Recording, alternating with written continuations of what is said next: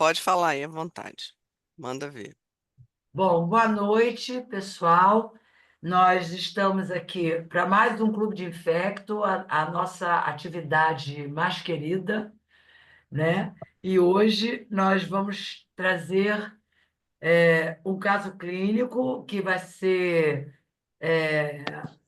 falado pelo Tiago Alves Lisboa Neto, que é R2 do INE, e ele vai falar sobre jovem com plaquetopenia e dor abdominal, dengue com sinal de alarme.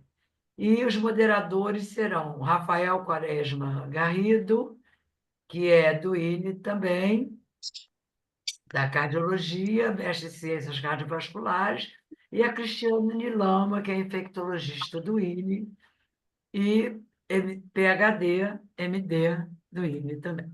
Então, Tiago, quando você quiser começar, pode começar. Perfeito. Vou começar a compartilhar minha tela aqui. Me digam se tem algum problema em tempo real aí para a gente já resolver rapidinho. Estão conseguindo ver? Conseguimos. Só Temos. Está precisa no modo colocar em modo apresentação. apresentação. Oi? Isso. Estão Perfeito. conseguindo ver bem a passagem dos slides aí? Sim, sim. Perfeito. Então, vamos lá. Boa noite, gente. Meu nome é Tiago. Eu sou R2 de Infecto lá da Fiocruz. Vou apresentar um caso aqui na nossa sessão da CIERJ hoje sobre um jovem com plaquetopenia e dor abdominal que chega para nós no nosso centro hospitalar como uma dengue com sinal de alarme. Já queria aproveitar a oportunidade de agradecer aos meus orientadores, né, que é o Dr. Rafael Garrido, a doutora Cristiane Lamas, que são meus preceptores direto lá na enfermaria do INE, são pessoas que eu aprecio muito, que eu admiro muito, então já queria deixar meus agradecimentos aqui aos dois. E queria agradecer também à CIERJ pela oportunidade de estar falando aqui desse caso hoje e pela responsabilidade também de abrir para o professor Ricardo Dias, né, que é um dos maiores nomes aí do HIV no Brasil. Então, deixo aí meus agradecimentos, né? Sem mais delongas, começando aí no nosso caso, falando do nosso paciente. O nosso paciente é um rapaz, é um homem cis branco de 16 anos, natural do Rio de Janeiro, mora na Zona Sul, mora em Botafogo. Ele é heterossexual, solteiro, tem uma parceira única. Ele é jovem aprendiz, ele é estoquista no supermercado e ele está cursando o ensino médio aí no auge dos seus 16 anos, né? O quadro clínico desse nosso paciente começa no dia 29 de julho desse ano de 2024, no auge da epidemia de dengue no Brasil, que todo mundo vivenciou, experienciou aí esse ano, né? E ele abre um quadro de febre não aferida, vômitos e mialgia. 48 horas depois do início do quadro, ele procura a UPA do bairro, a UPA de Botafogo, onde ele é avaliado e ele é diagnosticado com uma suspeita de dengue, grupo A, recebe sintomáticos e é orientado em relação aos sinais de alarme. Ele recebe esse cartãozinho de acompanhamento aí dos pacientes com dengue e vai para casa com dipirona, paracetamol e orientação para hidratação oral vigorosa. E assim ele volta para casa.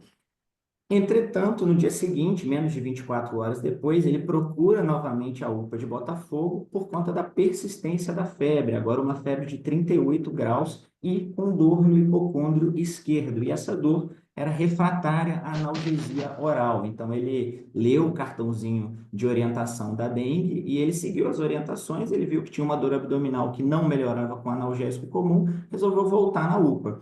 Foi avaliado laboratorialmente, onde foi constatado que ele tinha uma plaquetopenia, 44 mil plaquetas, e ele é internado na UPA com uma dengue grupo C, por dor abdominal que não melhora a analgesia, e é regulado aí para o nosso hospital, onde ele é admitido na noite do dia 1º do 8, e o que chamava atenção na admissão desse paciente era a plaquetopenia de 66 mil, que a gente já sabia da UPA, né?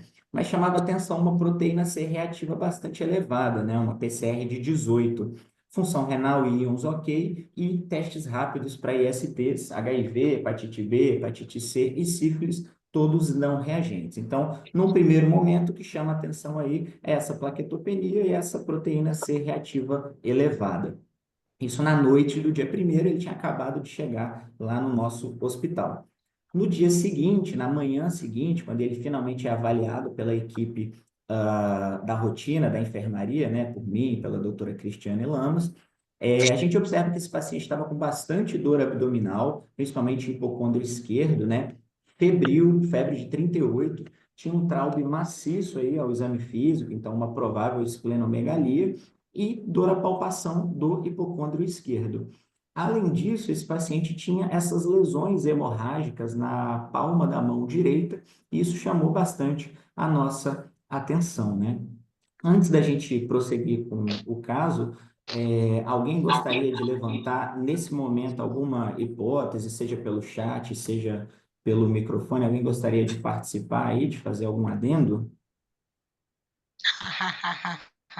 Já sabemos que esse caso de endocardite. Ah,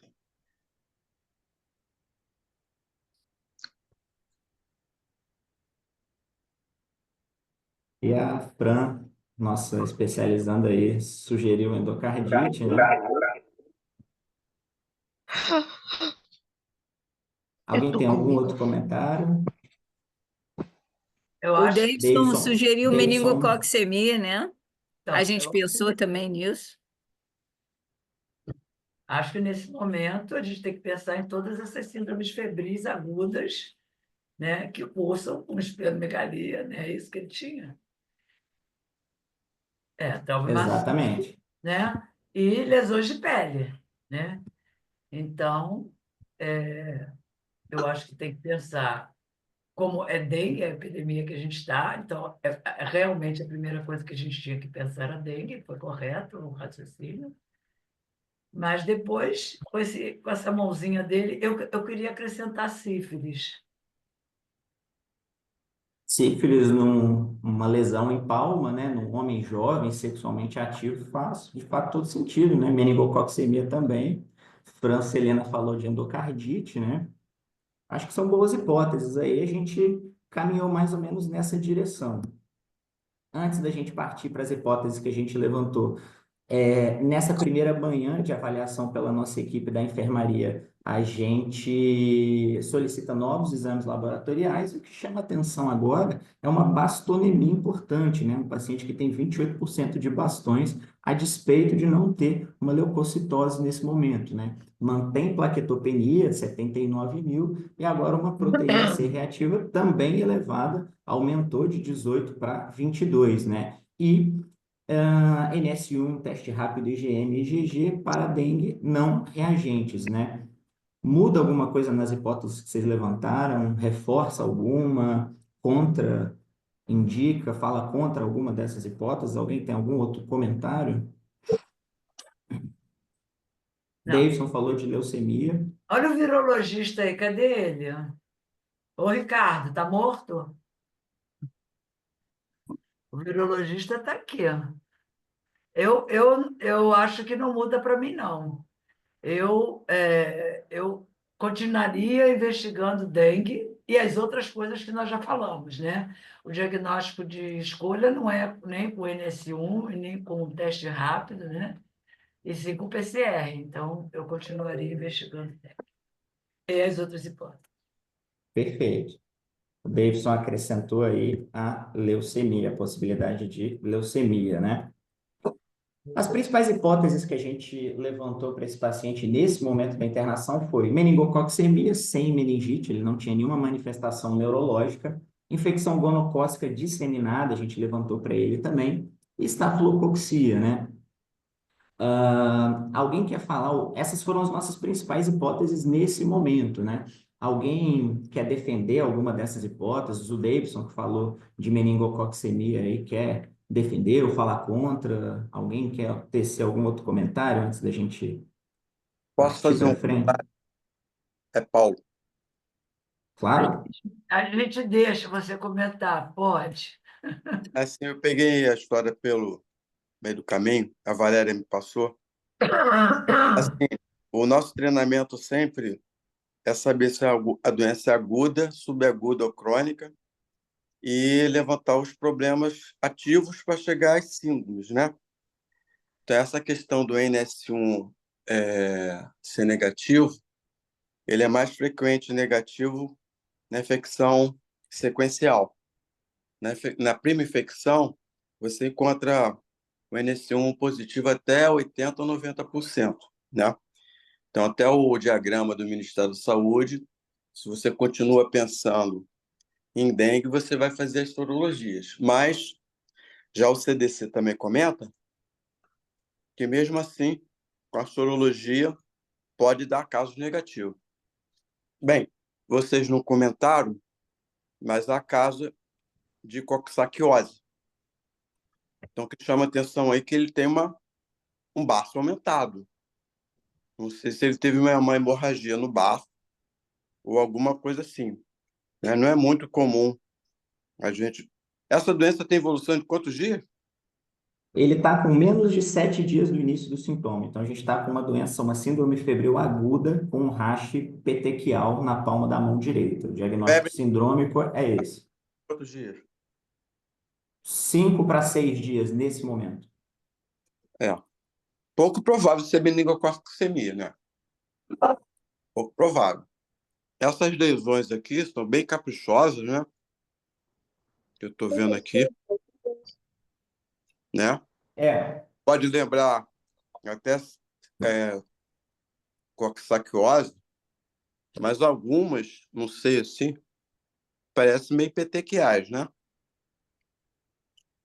Eu, Debaixo, é, debaixo da falange não tinha nada, né?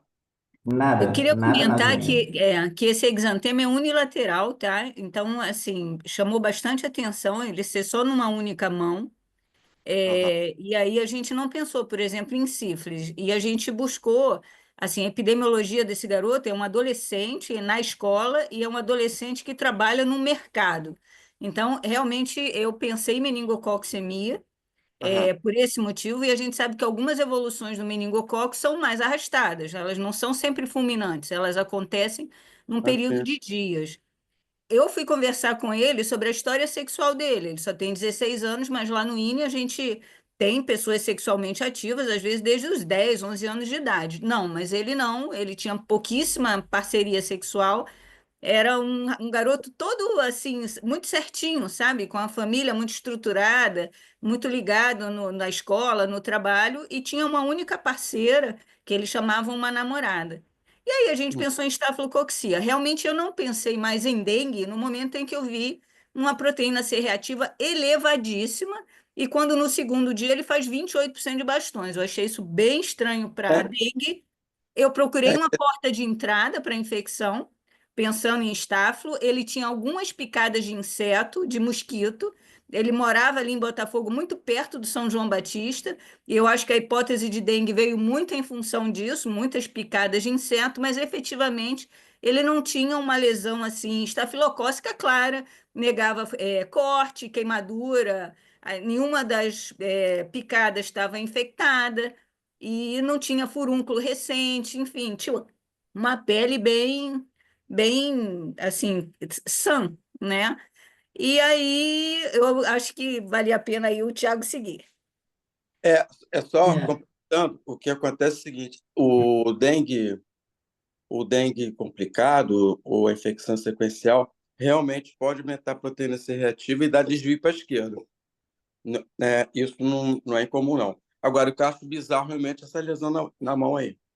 Ok, beleza. Tá. perfeito. Além disso, né, como a Cris falou, né, apesar da maioria das meningococcemias ter uma evolução fulminante, né, ele já está com 5 dias de evolução, né? Infecção gonocócica disseminada geralmente cursa com muita poliartralgia, tenossinovite, nada disso ele também tinha, né? Mas, enfim, caminhando aí para frente, nesse momento da avaliação desse paciente, a gente solicita hemoculturas, a gente começa uma antibiótico terapia empírica para esse paciente, cobrindo todas essas possibilidades que a gente levantou, com ceftriaxona e vancomicina.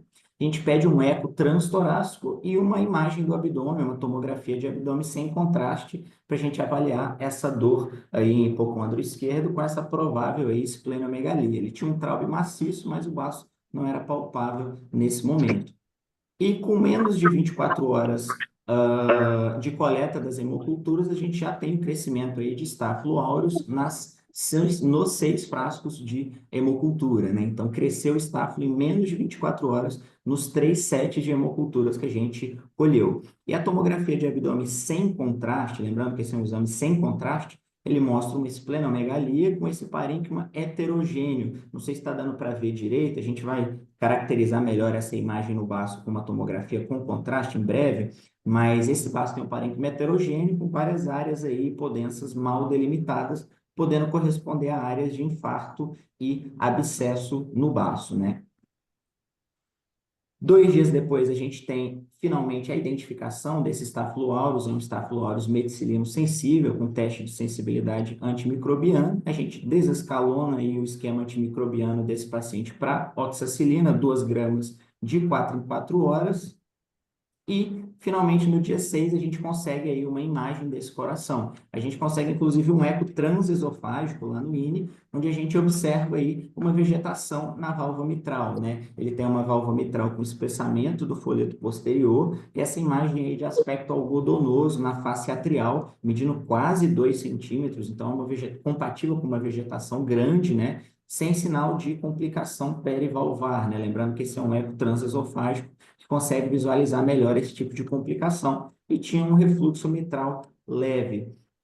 No próximo vídeo, no próximo slide, eu vou pedir para vocês prestarem atenção, tem um videozinho muito curto, de mais ou menos uns 3 segundos, dessa vegetação aí em tempo real. Se não der para ver direito, eu vou e volto aí no slide para vocês conseguirem enxergar. Então, esse aí é o eco transesofágico do nosso paciente. Vou voltar mais uma vez para dar para olhar o vídeo melhor. Esse é o eco do nosso paciente com essa vegetação no folheto posterior da válvula mitral. Então, última vez aí, antes da gente passar. Então, nesse momento aí da nossa evolução, a gente tem um diagnóstico de trabalho de endocardite infecciosa aguda definitiva pelos critérios de Duke, né? Ele tem o crescimento de um micro-organismo típico em pelo menos 2 frascos de hemocultura e uma imagem de vegetação na válvula mitral. É uma endocardite definitiva de válvula mitral nativa por Staphylo aureus sensível à meticilina com provável infarto ou abscesso esplênico por embolização séptica, né? E aí, na verdade, o que a gente estava observando naquela palma da mão direita eram as famosas manchas de Janeway, né? Que são lesões que podem ser maculares, podem ser hemorrágicas, são não dolorosas. Então, o que a gente estava vendo, na verdade, eram as famosas manchas de Janeway, né? Então, nesse momento do quadro, é o nosso diagnóstico. No dia seguinte, esse paciente já está fazendo oxacilina, já está com o esquema antimicrobiano adequado, ele mantém dor no hipocôndrio esquerdo, mantém febre, inclusive febre alta de 39, a gente consegue auscultar um sopro sistólico 3 cruzes no foco mitral, de exame laboratorial chama a atenção que agora ele tem uma leucocitose, e o PCR, a proteína C reativa, continua elevada. E com menos de 48 horas de antimicrobiano para esse paciente, ele já está com as hemoculturas de controle negativas, né? E a partir desse momento do quadro, todas as hemoculturas desse paciente vão ser negativas. E aí eu faço um tributo aí ao William Osler, né, que foi um dos primeiros médicos a descrever a endocardite infecciosa aguda, né? Inclusive a endocardite bacteriana também era conhecida como endocardite de Osler, né? Tanto é que o nome dele está em outros epônimos aí relacionados à endocardite, né? A gente finalmente consegue um exame com contraste desse paciente, a gente faz uma tomografia de abdômen com contraste, onde a gente consegue observar várias coleções no parênquima do baço. A maior coleção era bem grande, chegava até quase 11 centímetros no maior diâmetro, né? Podendo representar abscessos por embolia séptica. No próximo slide, eu vou mostrar também que havia uma coleção no córtex renal esquerdo de até 5 centímetros no maior diâmetro, provavelmente secundária também à embolia séptica. A tomografia de crânio não tinha alterações. Eu acabei não colocando aí, peço perdão, a gente fez uma tomografia de tórax também para rastrear outros eventos embólicos. Ele tinha um derrame pleural pequeno à esquerda, tá? Era um derrame pleural não puncionável, sem repercussão clínica para ele.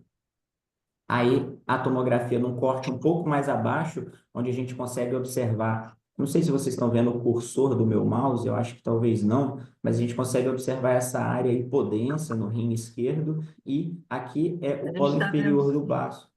Perfeito. Aqui é o polo inferior do baço, onde a gente consegue observar mais uma pequena coleção. Então, é um paciente que tem várias coleções no baço e no rim esquerdo. São coleções, inclusive, bem grandes, né? Então, esse paciente provavelmente, né, embolizou para o baço e para o rim esquerdo. Oi? Alguém perguntou alguma coisa?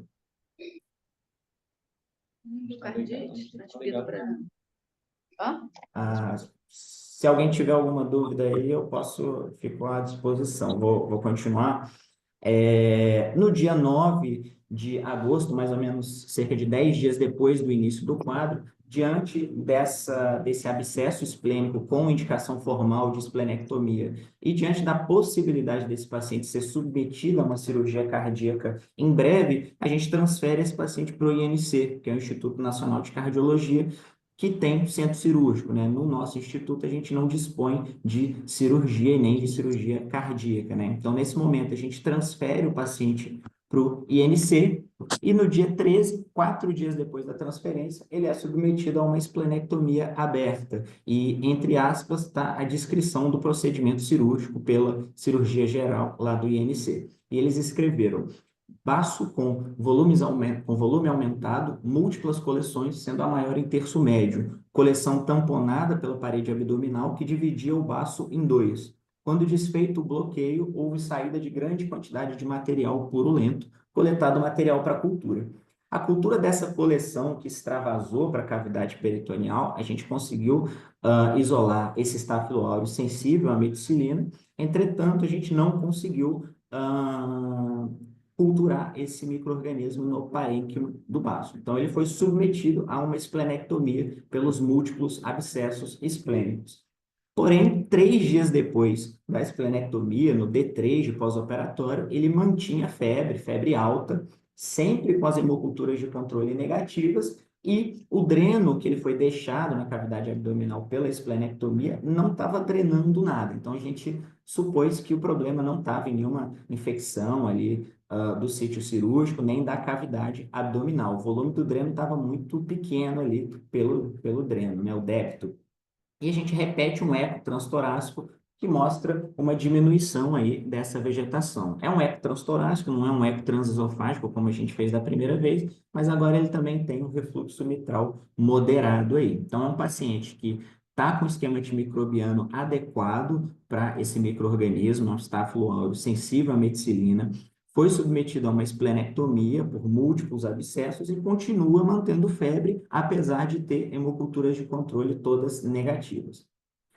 No 6º dia de pós-operatório da esplenectomia, ainda mantendo febre, mantendo leucocitose, mantendo PCR elevado, ele começa a queixar o nosso paciente de uma dor na coxa direita.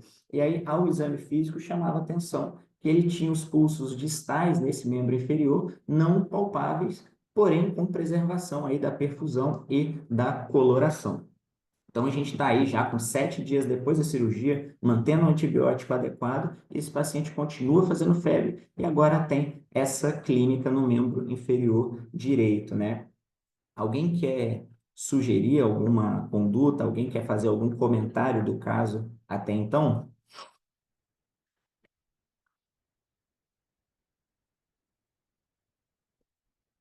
Eu quero chamar o médico. Eu médico, apostaria, eu o médico apostaria cirurgião nesse estáfilo cardíaco? ainda, hein? Mesmo com tratamento, já vi evolução dessa estafilococcea. Ela vai para vários lugares, mesmo com o tratamento. Eu acho que a doutora Tânia falou, foi a doutora Tânia que falou em chamar o médico. Eu quero chamar o médico cirurgião vascular e o cirurgião cardíaco. E foi isso que nós fizemos, né? A gente pediu uma angiotomografia do membro inferior direito, a gente pediu uma avaliação da cirurgia cardíaca, a gente retirou o dreno abdominal da esplenectomia e a gente começou a rifampicina oral para esse paciente, pensando em ter uma melhor penetração nessa vegetação aí. A gente transpôs um conceito aí da endocardite de válvula protética, pensando que esse paciente continua fazendo febre e não melhora, pelo contrário, ele só piora ao que parece, né? Na E, verdade, a Ângelo, gente fez. Deixa eu só falar uma coisa, Tiago. A gente fez diga essa lá. rifampicina, embora não seja um consenso fazer rifampicina como terapia adjuvante para válvula nativa, alguns grupos fazem, os britânicos fazem, e a nossa maior preocupação nesse momento que o paciente tem uma nova embolização é que ele embolize para o sistema nervoso central.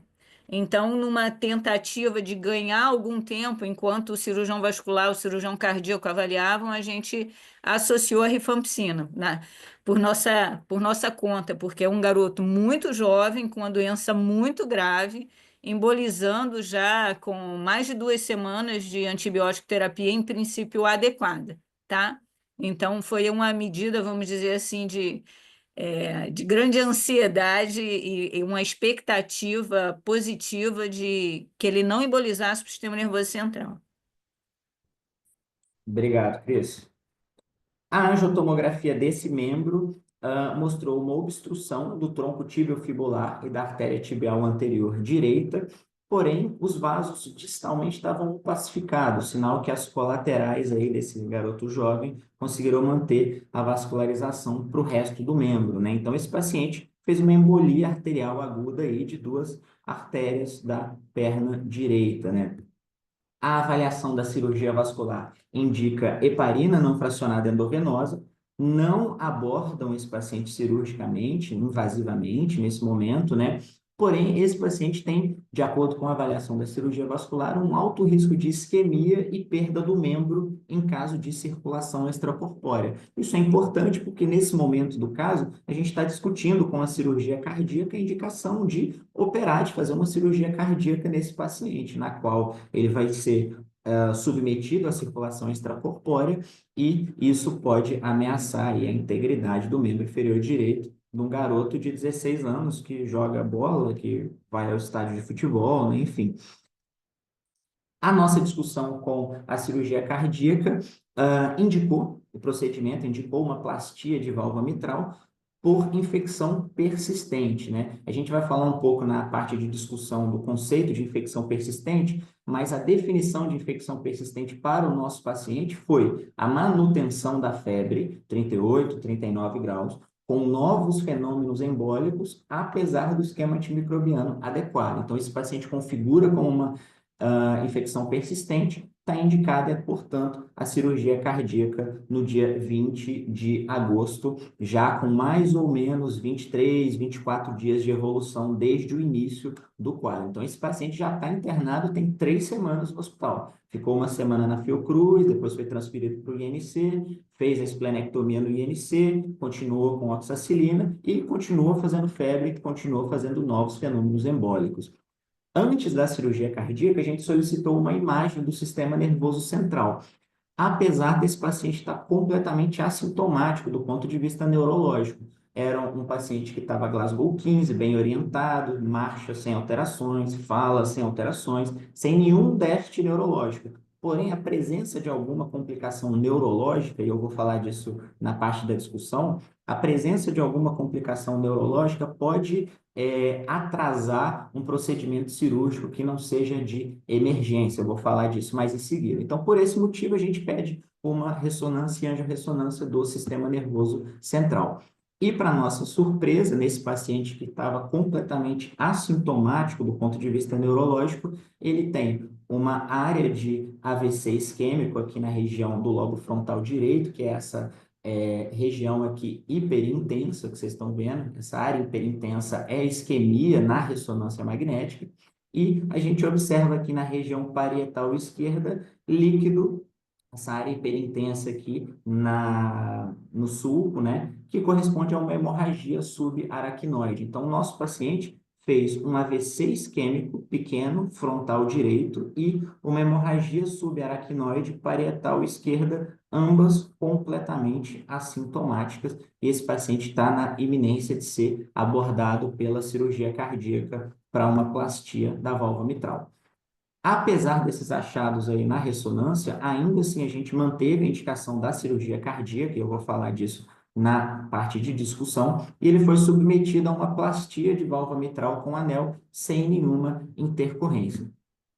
O histopatológico do fragmento da válvula mitral mostrou a presença de uma vegetação aderida ali, então a gente já tinha uma endocardite definitiva e agora a gente tem um histopatológico mostrando que tinha de fato uma vegetação ali na válvula mitral, que a gente já tinha observado pelo eco transesofágico e um gram desse material mostrou cocos gram-positivos. Eu não consegui recuperar aí a cultura desse material. A evolução pós-operatória desse paciente, ele vai internado na UTI cardíaca pós-operatório e continua mantendo febre diária de 38 graus, apesar de uma queda progressiva da proteína C reativa. Ele faz um exantema macular, que a gente atribui a uma farmacodermia à oxacilina, a gente substitui a oxacilina pela cefazolina. A gente, ao longo dessa evolução, a gente repete a imagem do abdômen, que mostra uma redução do abscesso do rim esquerdo, e a gente repete a imagem do sistema nervoso central, agora com uma tomografia, que não mostra nenhuma daquelas alterações que a gente viu na ressonância. Não mostra nem área de isquemia, nem hemorragia subaracnoide. A gente sabe que a ressonância é um exame muito mais sensível para esse tipo de evento cerebrovascular, né? Principalmente os pequenos. No dia 30/8, já mais ou menos com um mês de evolução do quadro, esse paciente abre uma síndrome gripal, estava mantendo febre. Alguém pensa, eu acredito que tenha sido a doutora Cris que pensou nisso, alguém pensa numa síndrome flu-like por rifampicina, a rifampicina é suspensa e ele nunca mais faz febre depois que a rifampicina vai embora. Ele continua evoluindo bem, ganhando peso, se recuperando, não tem nenhuma complicação cirúrgica do ponto de vista nem abdominal, nem cardiotorácico, né? No dia 17/9 faz um pico febril isolado, mantendo desde sempre as hemoculturas de controle negativas. A gente repete uma tomografia do abdômen que mostra uma coleção muito pequena próxima do músculo ilíaco direito. Também não consegui recuperar essa imagem. Entretanto, era um paciente que vinha evoluindo muito bem, com excelente estado geral, ganhou peso, já estava praticamente em condição de alta. Então, dito e feito, no dia 23 de setembro, mais ou menos aí com quase 60 dias de evolução do quadro, o nosso paciente vai de alta hospitalar em uso de Bactrim oral 800, 160 a cada 12 horas, com a perspectiva aí de completar 8 semanas de antibiótico depois da cirurgia cardíaca. Ele volta em consulta ambulatorial no dia 1º de agosto, com cerca de 65 dias depois do início do quadro, assintomático. A gente faz a vacinação para as bactérias capsuladas e a gente mantém o Bactrim aí por mais 2 semanas para completar, para fechar 8 semanas de antibiótico depois da cirurgia cardíaca. E ele vai muito bem. A gente tem foto aí desse paciente, ele está vivendo a vida dele normal. Ele teve alta sem nenhuma sequela, só com uma regurgitação mitral leve. Então, finalizando aí o nosso caso, para a gente finalmente entrar na discussão, que vai ser uma discussão breve, nosso diagnóstico final para esse paciente é uma endocardite infecciosa aguda definitiva pelos critérios de Duke, de válvula mitral nativa por Staphylo aureus sensível à meticilina. Nosso paciente fez múltiplas complicações embólicas, que é uma característica das endocardites por Staphylo aureus, né? Fez abscessos esplênicos, vários, né? Abscessos renais, oclusão arterial aguda, AVC isquêmico, hemorragia subaracnoide, ambas subclínicas, né? Foi submetida a 2 procedimentos cirúrgicos, a uma esplenectomia, a uma plastia de válvula mitral para controle da infecção e teve alta sem sequela neurológica e só com uma regurgitação mitral leve, né? Então, esse é o nosso diagnóstico final. Alguém gostaria de fazer algum comentário antes de eu fechar com a discussão, Posso focando falar só em uma alguns coisa? aspectos? Claro. Posso falar? É interessante porque ele parecia uma bomba relógio que iria embolizar para o cérebro. Eu não acho que isso tenha acontecido, né? Porque seria território de cerebral média. Não é. Ele tinha muita vasculite. O que ele fez no cérebro provavelmente foi um aneurisma micótico. Ele arrebentou e sangrou lá em cima também, né? Então, a bomba relógio dele não foi só embólica, né? Foi vasculite também, né? Com risco de sangramento em sistema nervoso central, etc. Às vezes, quando você não está controlando essas endocardites, é porque o medicamento não chega em abscesso de septo, por exemplo. Não deve ter porque você não falou, né? Mas é uma coisa que começa a dar BAV, você vê isso daí em eletro, né? E obviamente no eco. E aí ele teria, fica mais complicado o tipo de abordagem cirúrgica, né? Mas é um caso bem bacana, porque ele teve tudo que deveria na endocardite, né? Não faltou quase nada.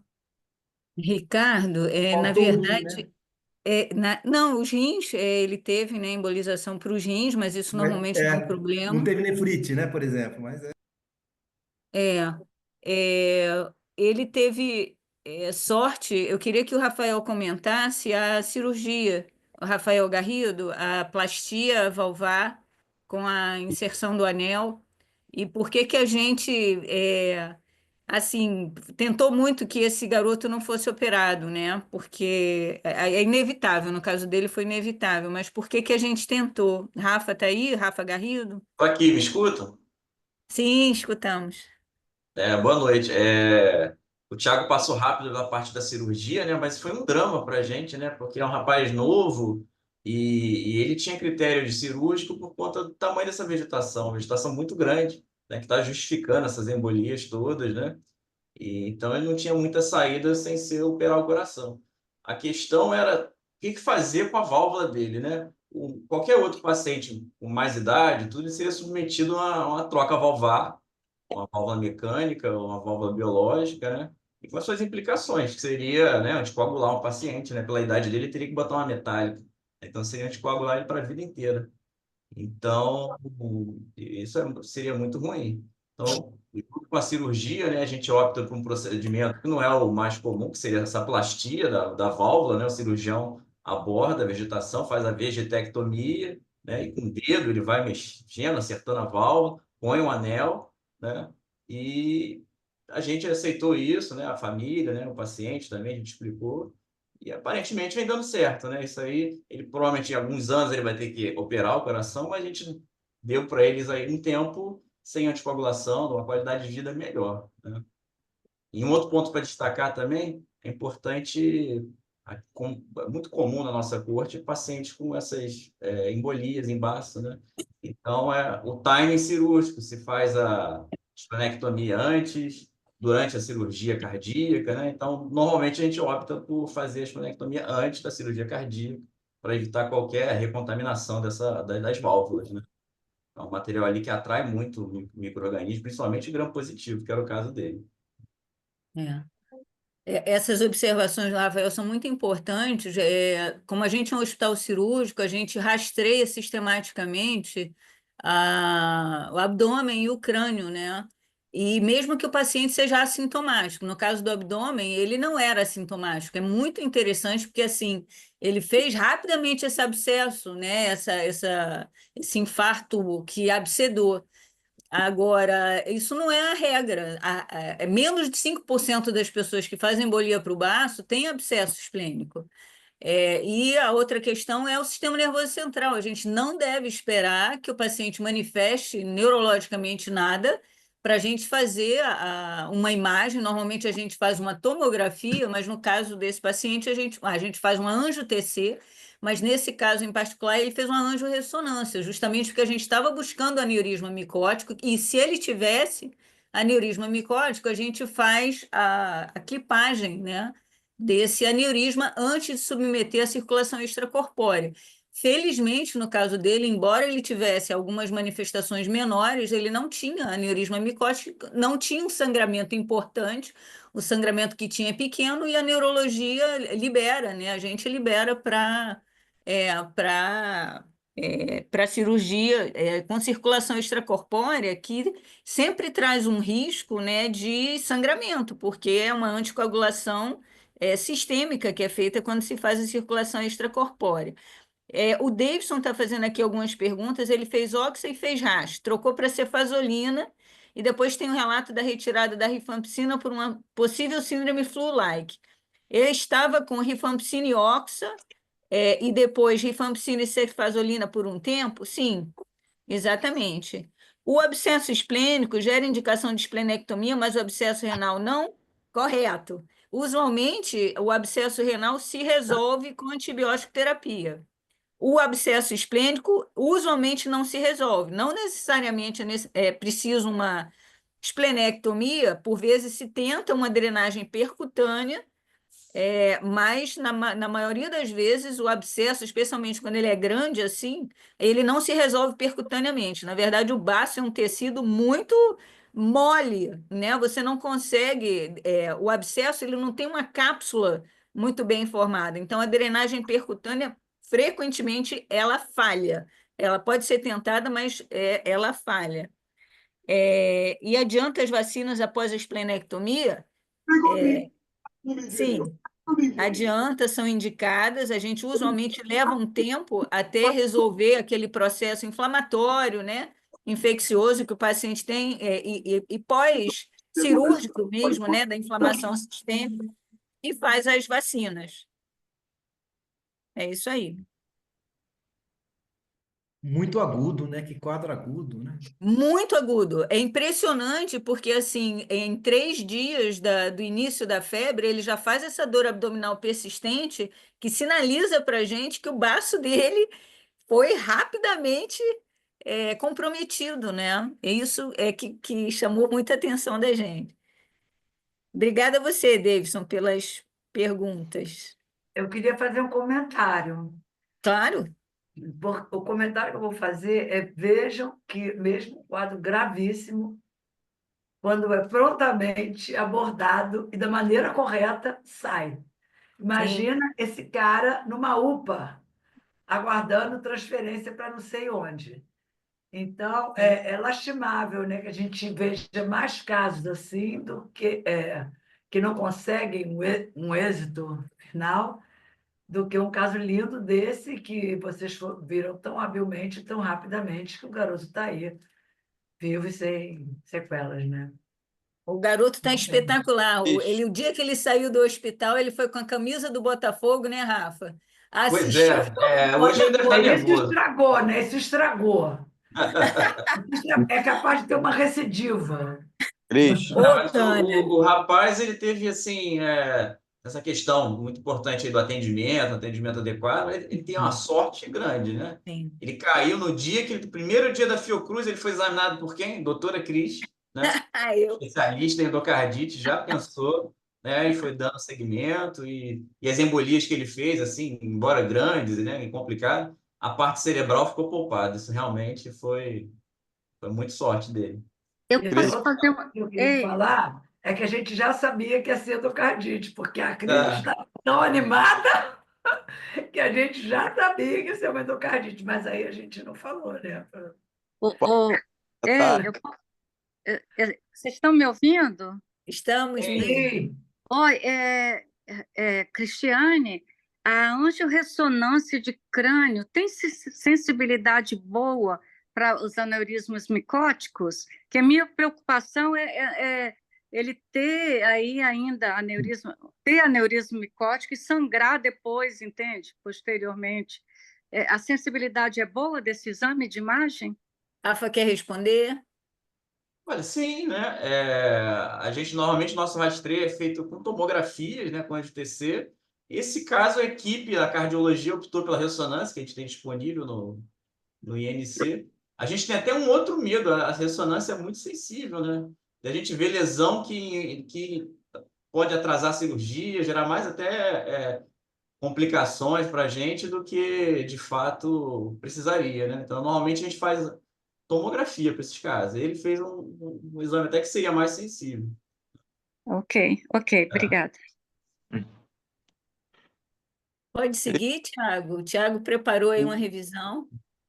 posso fazer um comentário? JG perguntou sobre uso de aspirina e anticoagulante para profilaxia de embolização. Acho que o guideline da ESC, doutora Cris, traz, não indica, né? Nem Não antiplaquetário, indica. nem anticoagulante, né? Pois é, a gente tem essa grande frustração na endocardite, né, que é uma lesão que fragmenta e emboliza. No entanto, todos os estudos feitos com anticoagulação, os pacientes sangram e não deixam de embolizar.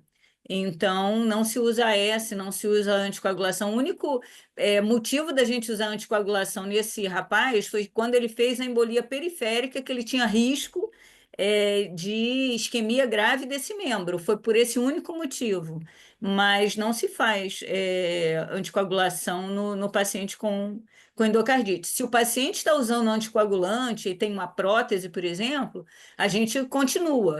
Mas se ele tem uma endocardite fresca e não tem uso pregresso de anticoagulante, a gente não usa, não tem indicação, na verdade, é contraindicado.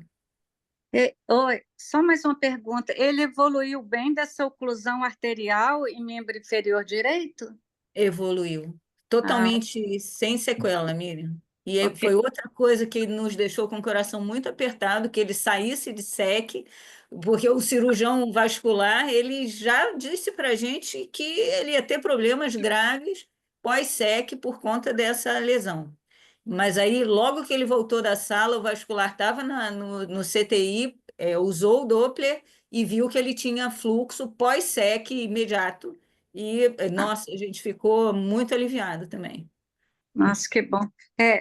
Cristiane, faz um tempo que eu não estou, né, trabalhando, vendo pacientes com endocardite, mas desde que eu vi assim no início, assim, eu vi o cirurgião, acho que ele é o cirurgião, né, quem falou aí sobre a indicação da cirurgia que tinha, mas que, né, que o risco para ele, por ele ser muito novo, né, os riscos da cirurgia, mas deixa-se mais no início, antes de embolizar para a perna, eu pensei assim, né, da minha experiência, do que eu lembro, eu falei assim, poxa, mas essa vegetação é grande, já embolizou para baixo, embolizou para rim, né? Se já nesse momento assim não haveria indicação cirúrgica dessa plastia nessa válvula. Aliás, foi até bom ouvir essa plastia, porque eu pensei que fosse logo uma troca, né? Não estava sabendo que podia fazer uma plastia só ali, tirar a vegetação, porque eu achei a vegetação grande. Isso não foi já um sinal de alerta que haveria mais embolização? Rafa, Para Sim, evitar sim, que era um acontecesse. sinal de alerta, sim, né? A vegetação dele era grande, quase 2 centímetros, e o que estava acontecendo é porque ele fez a esplenectomia e estava se recuperando dessa esplenectomia, estava num processo ali de tirar dreno, melhorar um pouquinho para ir para a cirurgia cardíaca. E nisso, Ah, tá ele certo, faz uma entendi. nova embolia. Aí, assim, Aí, confirma nesse o que meio tinha sido tempo, feito, que era plastia, era a cirurgia, né? Ok, Cardíaca. entendi, ok. o Obrigada. Miriam, Rafael Garrido é Eu não sou quase um cirurgião, não, cirurgião sou infecto. cardíaco, mas ele é infectologista. Ele é cirurgião cardíaco também? Não, Não. estou brincando. Cris, Ah, posso fazer uma pergunta? Claro, Rodrigo. Aliás, primeiro, desculpa, gente, eu estava na universidade, eu geralmente apresento o clube de infectos lá, eles fecharam a universidade mais cedo, aí eu fiquei preso na estrada, foi uma coisa metade em fúria, metade desespero. O comentário era só assim, como a gente tem que tomar cuidado com o estáfilo, como o estáfilo é um bicho do mal, né? E eu ia perguntar para vocês o que vocês escolheriam de tratamento antimicrobiano se viesse um MRSA. Quer responder, Rafa? Oi. Posso. Olha, normalmente a gente opta por vancomicina, né? O que tem mais evidência para endocardite do lado esquerdo. E no caso dele é um paciente jovem, né? Então, com a questão de função renal, seria menos impactante para ele, né? E a gente tem disponível, né, vancocinemia, né? Então a gente consegue um controle bom. Mas como uma segunda opção, né? A daptomicina a gente usa bastante, né? Somente paciente que tem a questão da função renal envolvida, né? É a nossa segunda droga, tá? Beleza. Eu perguntei porque eu vi que vocês tiveram uma preocupação com o biofilme por causa da rifampicina e era uma vegetação grande. E aí fiquei na dúvida se vocês não optariam por dose alta de daptomicina como primeira droga na frente da vanco, especificamente por conta dessas características. Mas muito obrigado. Essa rifampicina, né, foi a Cris explicou, né, mais cedo, né, foi uma tentativa de tentar reduzir a embolia para o sistema nervoso, algo empírico que a gente fez, né? E também pensando na penetração da vegetação. Gente, vamos Sim. seguir, porque a gente ainda tem a super palestra do Bom, Ricardo. gente, então eu vou seguir em frente aqui. Tenho só mais alguns slides da discussão. Vou abordar um pouco das perguntas aí que os colegas levantaram, né? Falando sobre a endocardite infecciosa por Staphylo aureus, propriamente dito, né? É, um dos colegas comentou, né? Os casos por Staphylo aureus são, em geral, mais agudos e mais graves, né? A gente tem uma mortalidade maior do que nas endocardites por outros micro-organismos. O Staphylo aureus tem uma tendência maior a fazer eventos embólicos e fazer eventos no sistema nervoso central. E a mortalidade, a gente sabe que a mortalidade em pacientes com válvulas protéticas é maior. A mortalidade por Staphylo aureus na válvula protética pode chegar até 50%, né? Então, é um número que me chamou bastante atenção, né? E lembrar sempre que, para MSSA, a vancomicina vai ser inferior aos beta-lactâmicos, né? E aí a gente está falando principalmente da oxacilina e da cefazolina, essas duas drogas aí que a gente fez para o nosso paciente. Primeiro a oxacilina e depois, no segundo momento, a cefazolina, depois da farmacodermia, né? Depois do rash. Não vou falar sobre todos os critérios de Duke, eu só vou pincelar as modificações, né? Lembrar todo mundo que os famosos critérios de Duke para o diagnóstico da endocardite infecciosa sofreram uma atualização, uma modificação no ano passado, em 2023, né? Então, antes de falar sobre essas mudanças, eu vou lembrar vocês do conceito de endocardite definitiva, né? A endocardite definitiva é aquela endocardite que a gente comprova ou por critérios patológicos ou pelos famosos critérios clínicos, né?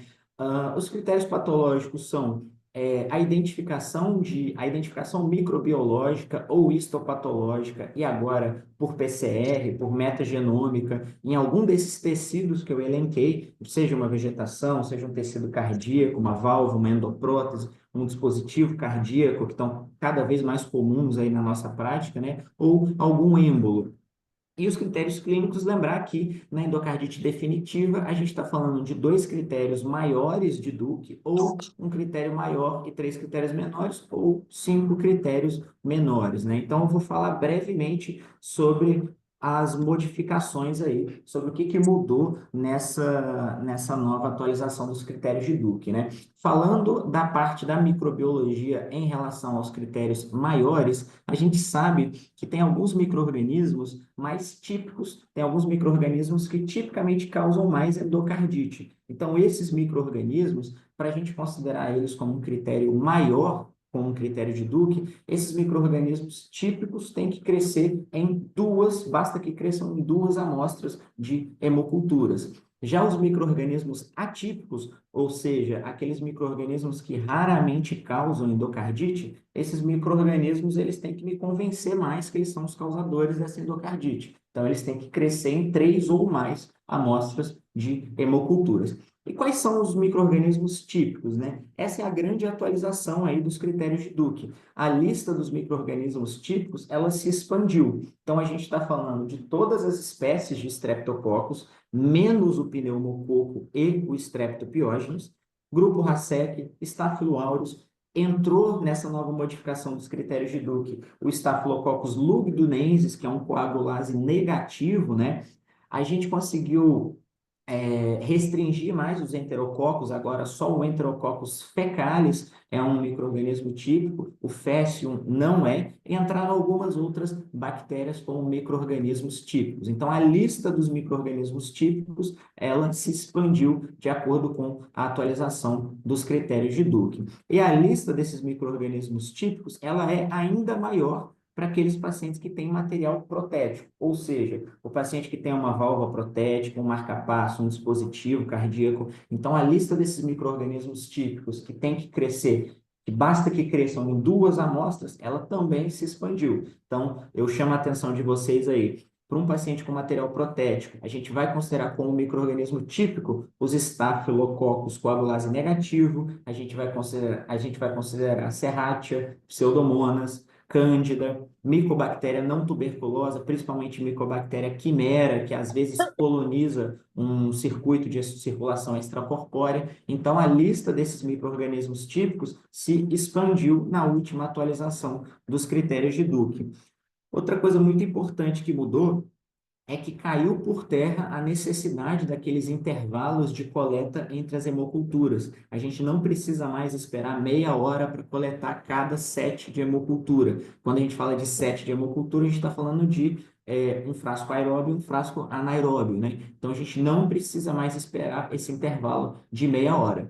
E a gente deve colher, no mínimo, 2 sets, né? Cada set é um aeróbio e outro anaeróbio, mas, idealmente, 3 ou mais. E quanto mais antibiótico o paciente tiver feito antes da coleta de hemocultura, mais frascos, mais coletas a gente provavelmente vai ter que fazer para isolar alguma coisa. Aí se recomenda fortemente que a gente colha essas amostras de sítios diferentes, né? Então, essa questão dos intervalos de coleta é muito importante, é uma alteração muito importante aí que mudou no ano passado. A modificação dos critérios de Duke também dá um enfoque legal aí nas hemoculturas negativas, né? A gente sabe que tem algumas coortes com até 20, 30% de endocardite com hemocultura negativa. Se não me falha a memória, a coorte, depois a Cris até pode falar mais sobre isso, a coorte do INC tem acho que 25% de hemocultura negativa, né?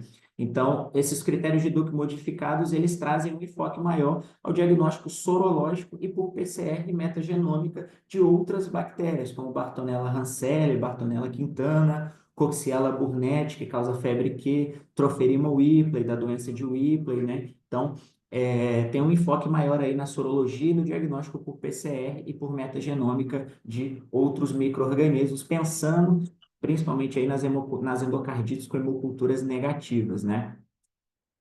Critérios de imagem, né? Essa modificação também é muito importante. Entraram outros 2 exames de imagem para constar como critério maior. Aí a gente está falando de tomografia cardíaca e do PET scan, né? O PET scan ele é um exame particularmente importante, principalmente em pacientes com material protético, né? Com válvulas protéticas, com dispositivos.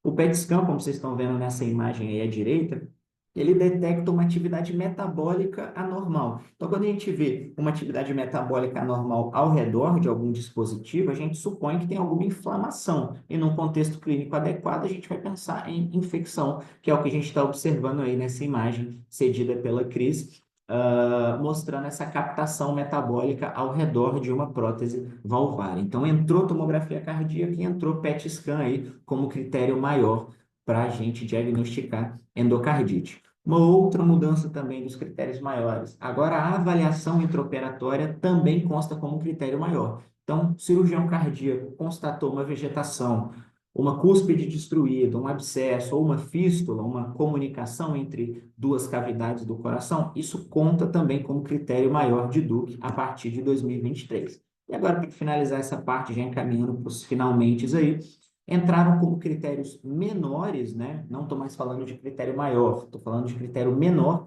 Agora entrou endocardite infecciosa prévia como fator de risco, isso conta como critério menor.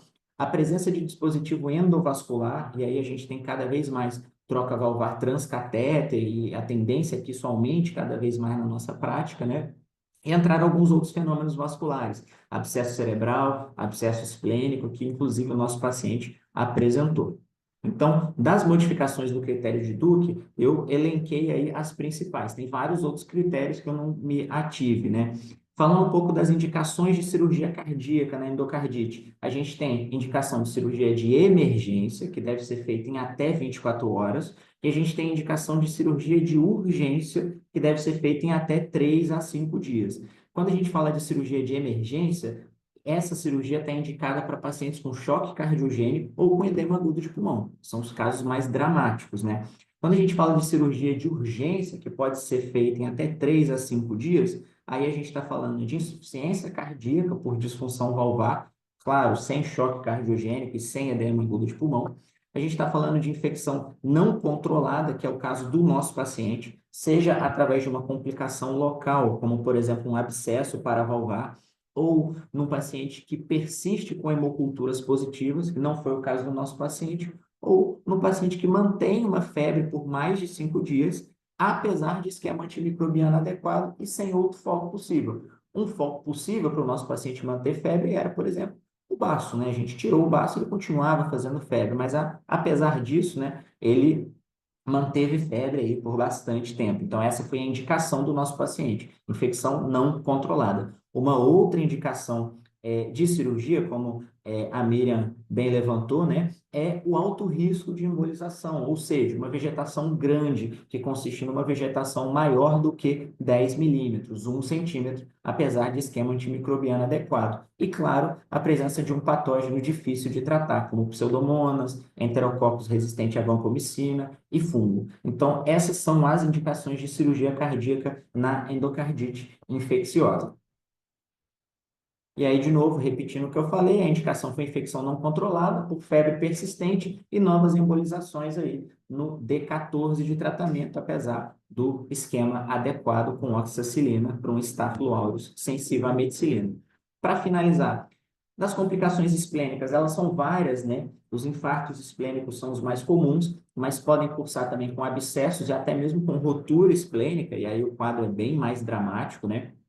O Euroendo, que é uma das maiores coortes de endocardite que a gente tem, traz esse número que me chamou bastante atenção, até 20% dos pacientes dessa coorte, que é uma coorte multicêntrica, em vários países da Europa, até 20% desses pacientes tiveram infarto esplênico, e os infartos podem evoluir com formação de abscesso. A gente tem sempre que lembrar de complicações esplênicas, principalmente infarto e abscesso, no paciente que continua fazendo febre, com dor abdominal, e no paciente que não negativa as culturas, né, que permanece com as hemoculturas persistentemente positivas.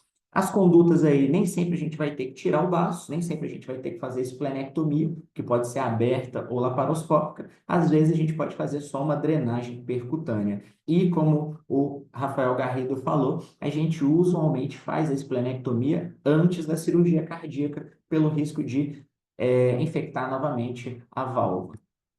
Das complicações neurológicas também são várias, a gama de complicações neurológicas é bastante ampla. A gente tem AVC isquêmico, ataque isquêmico transitório, hemorragias, sejam elas intraparenquimatosas ou subaracnoide. A gente tem meningite, abscesso cerebral, encefalopatia, aneurisma micótico.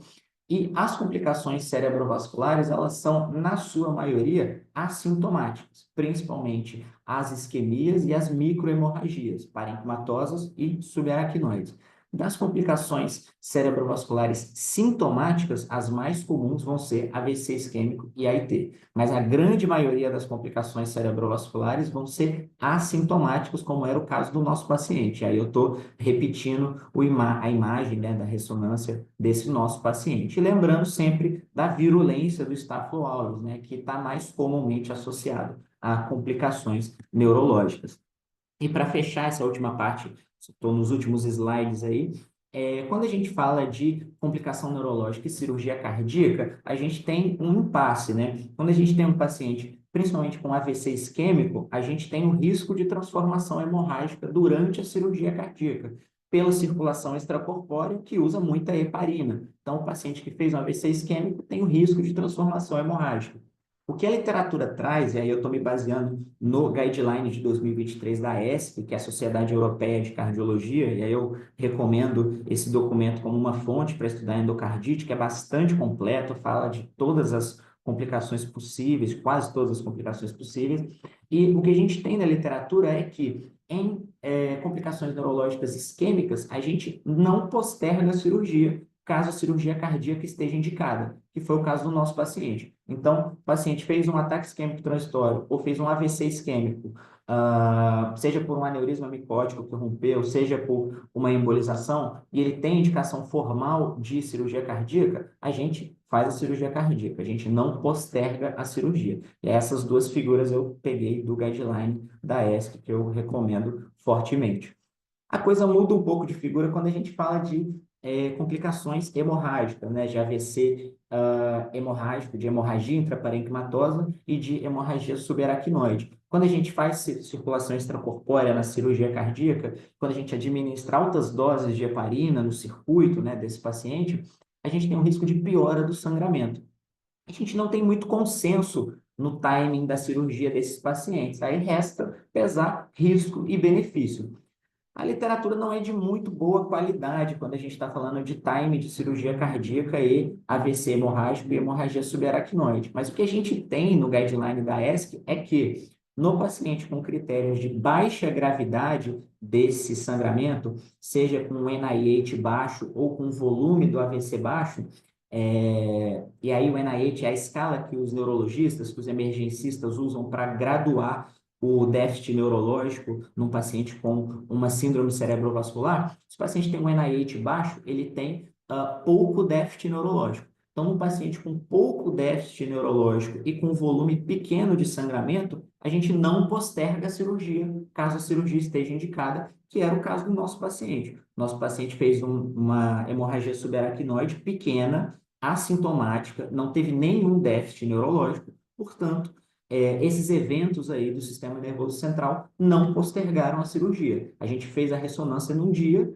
a gente constatou o AVC isquêmico e a hemorragia subaracnoide e a cirurgia cardíaca operou esse paciente no outro dia. Então, isso não foi um problema, graças a esses critérios de baixa gravidade que apresentava o nosso paciente, né?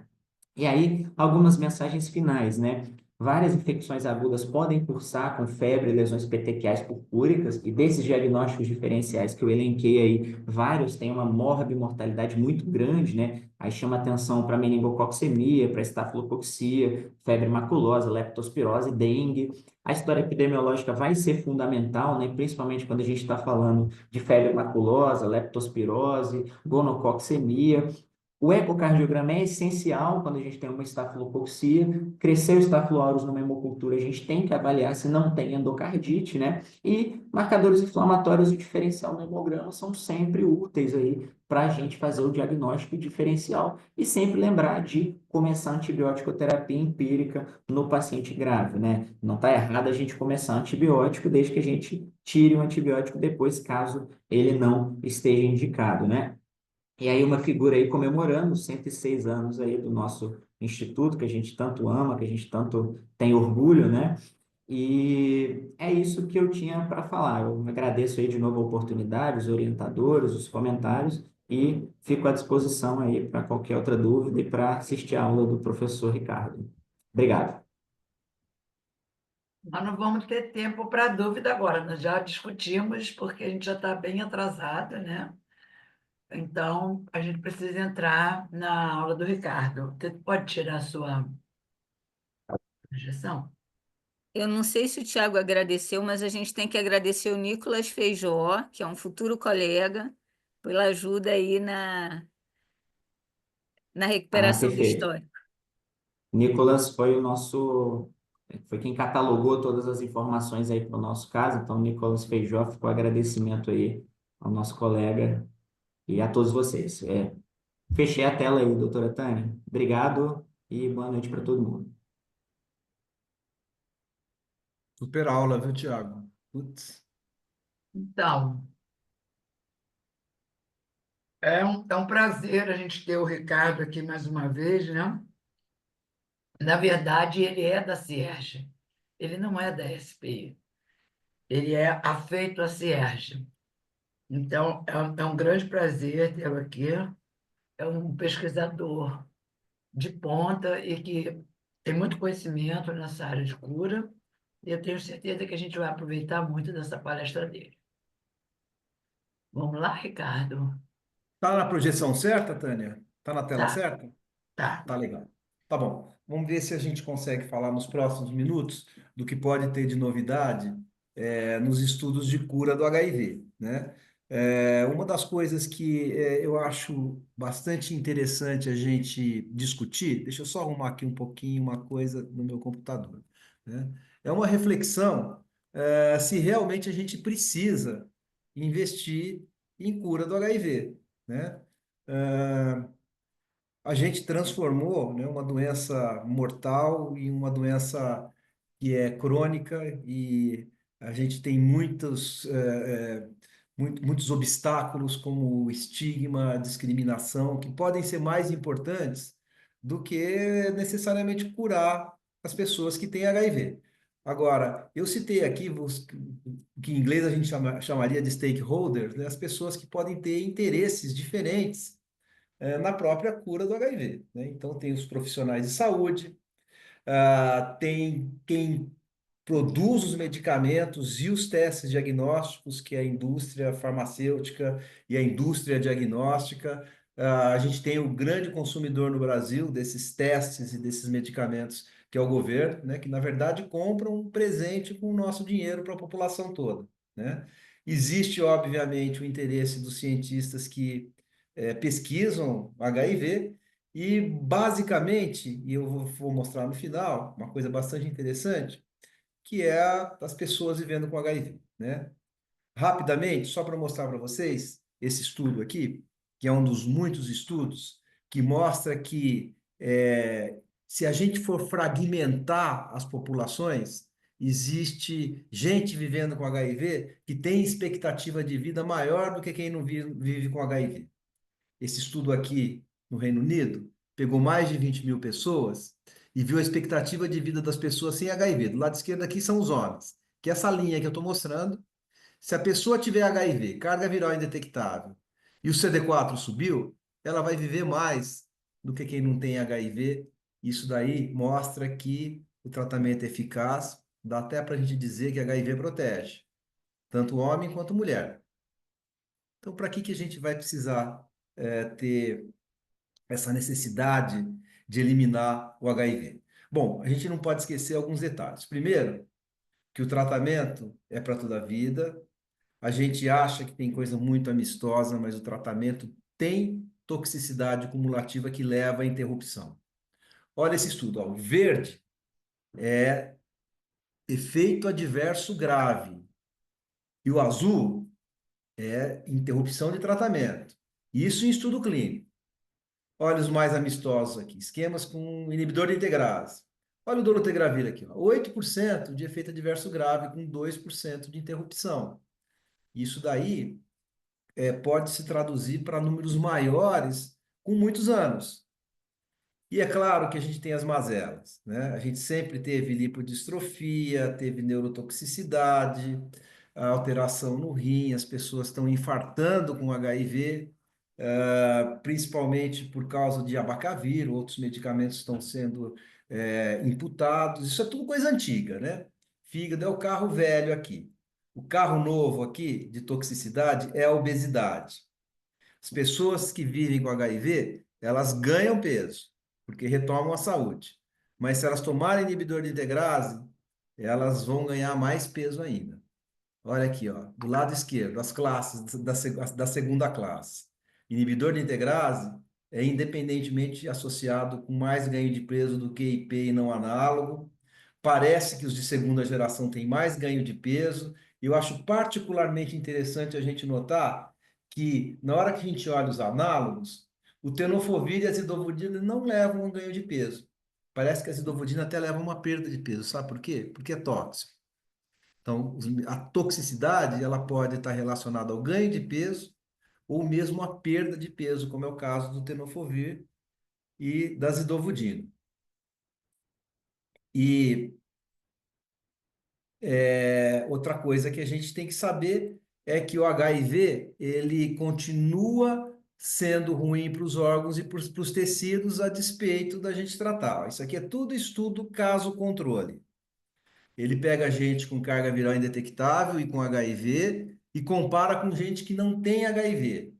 Você vai ter mais doença cardiovascular nas pessoas com carga viral indetectável, mais neoplasia, mais problema ósseo, disfunção ventricular esquerda, problema hepático, renal, alteração cognitiva, fragilidade. Isso aí tem relação com a inflamação que o HIV dá nas pessoas e que não é abolida pelo tratamento antirretroviral supressor. O HIV persiste, você produz proteínas mesmo no momento em que a carga viral está indetectável. Isso leva à inflamação ruim, que é a microinflamação. Essa inflamação, muitas vezes, ela vem dos vírus defeituosos, que a gente chama de vírus defectivo. No começo, a gente tem uma proporção pequena de vírus defeituoso. Conforme a gente vai tratando a pessoa por muitos anos, essa proporção ela vai aumentando. Porque os vírus competentes, eles vão morrendo, eles saem das células e o tratamento antirretroviral mata esses vírus, né? Agora, os defectivos, não. E esse estudo mostrou uma coisa interessante. Aqui, ó, do lado esquerdo, são as pessoas que têm viremia, não estão sendo tratados. Se você olhar o tamanho do HIV, ele é um tamanho completo, 10 cabeças, né? Isso aqui mostra que o vírus não é defectivo. Agora, na hora que você olha as pessoas em tratamento, que está desse lado direito aqui, a- praticamente todos os vírus que você caracteriza, eles são pequenininhos, eles são defectivos. 95% dos vírus das pessoas em tratamento é defectivo. Às vezes, você acha vírus completo em alguma pessoa, quando tem essa coisinha branca no meio, é porque ele é defectivo também, apesar do tamanho normal. Esse vírus é um vírus zumbi. Ele fica fazendo RNA mensageiro para fazer a proteína, para ele sair da célula, e ele não sai da célula, mas ele fica tentando. E essa proteína que ele produz dá inflamação. Ó, isso aqui é o RNA associado à célula. RNA associado à célula é RNA mensageiro. O DNA faz o RNA mensageiro que vai fazer a proteína. É assim que é a história da vida. Na hora que você tem esse RNA mensageiro nesses vírus zumbis, nesses vírus defeituosos, por exemplo, você aumenta o dedímero, que é um sinal de ativação plaquetária. Você aumenta a PCR ultrassensível. Então você acaba tendo essa inflamação. E aí, o nosso desafio é descobrir por que que o vírus persiste para tentar entender se a gente consegue fazer alguma coisa a esse respeito. A gente tem um estudo agora que está dando uma pista muito boa para a gente, está dando um insight bom para a gente. O que que a gente fez? A gente pegou e fez painéis de fenótipos diferentes de resposta na história natural do HIV ou até resposta ao tratamento. Vou mostrar aqui na história natural do HIV, tá? A gente tem uma coorte de pessoas que eram recém-infectadas, a gente fazia um teste, que é um teste que consegue saber sorologicamente se a infecção tinha menos de 6 meses. E aí a gente recrutava essas pessoas com infecção recente e esperava elas positivarem o teste para mostrar que realmente elas estavam naquele período de infecção recente. E aí, depois de muito tempo, a gente pegou as amostras dos controladores de elite, fizemos um painel de 5 pessoas que eram controladores de elite, aquelas pessoas que têm carga viral indetectável o tempo todo, e o CD4 não abaixa, e pegamos o oposto da história, que são os progressores rápidos. Aquelas pessoas que em menos de 2 anos, o CD4 já está menor do que 200. E aí a gente analisou na metabolômica as amostras dessas pessoas na infecção recente, controlador de elite progressor rápido, e depois de um ano, para a gente ver se tinha algum metabólito diferente. Só para mostrar o perfil, né? Esse aqui é o CD4 desses 5 controladores de elite, e esse aqui é o CD4 dos 5 progressores rápidos. E a gente achou uma coisa interessante. Nos progressores rápidos, você tem um aumento muito grande de uma melaquinha, de um metabólito que chama fosfatidilcolina. Então, olha, isso aqui é o grupo controle de pessoas sem HIV, o vermelho. E aqui são 3 tipos de fosfatidilcolina e a gente tem vários. A gente reproduziu isso em mais de 20 tipos. O controlador de elite, ele tem um aumento da fosfatidilcolina no momento da infecção recente, né? Um aumento bem discreto. E depois de um ano, ele tem um aumento um pouquinho maior. Mas o que acontece com o progressor rápido é que no momento da infecção recente, ele tem um aumento absurdo de fosfatidilcolina. E depois de um ano, ele esgota essa capacidade de ter fosfatidilcolina e volta a ter níveis que nem das pessoas que não têm HIV, né? E aí, o que a gente descobriu é que a fosfatidilcolina, ela dá imunotolerância. Ela consegue quebrar, fraturar o sistema imune da pessoa logo no comecinho. A tolerância é o contrário do que a gente tem, por exemplo, na imunização. Na imunização, você entra em contato com qualquer componente antigênico e aí você vai produzir uma resposta para eliminar aquela coisa que não te pertence. Na tolerância, você faz o contrário, você para de tentar eliminar esse componente antigênico. E o que a gente viu é que provavelmente na infecção recente do HIV você tem aumento desse metabólito que vai fazer com que você esqueça como é combater o HIV e por isso que talvez a gente não elimine o HIV. Isso é dado nosso, isso não está publicado ainda. E agora eu vou mostrar para vocês na visão do cientista, né, como é que a gente tenta lidar com a cura do HIV, né? O que a gente quer é mudar um pouquinho esse movimento natural, né? O HIV persiste porque o teu corpo começa a tolerar esse componente antigênico, mas ele continua produzindo proteínas, mesmo em tratamento.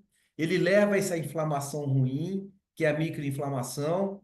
Então, a ideia é a gente tentar mitigar esse processo. Para a gente diminuir a inflamação, a gente tem que diminuir a persistência viral.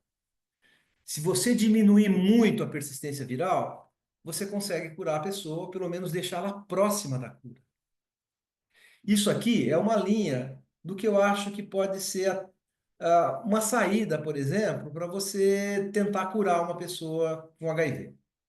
Olha o que acontece. Você trata as pessoas, na hora que você trata, você tem uma carga viral indetectável, mas você tem um reservatório de vírus, que é essa bola aqui, ó.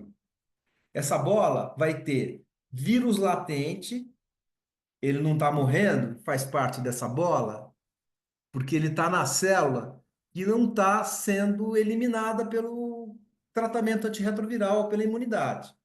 Você tem também aqueles vírus defeituosos, né? Ele vai tentar se multiplicar, ele não está latente, mas ele não tem capacidade de sair da célula porque falta um pedaço.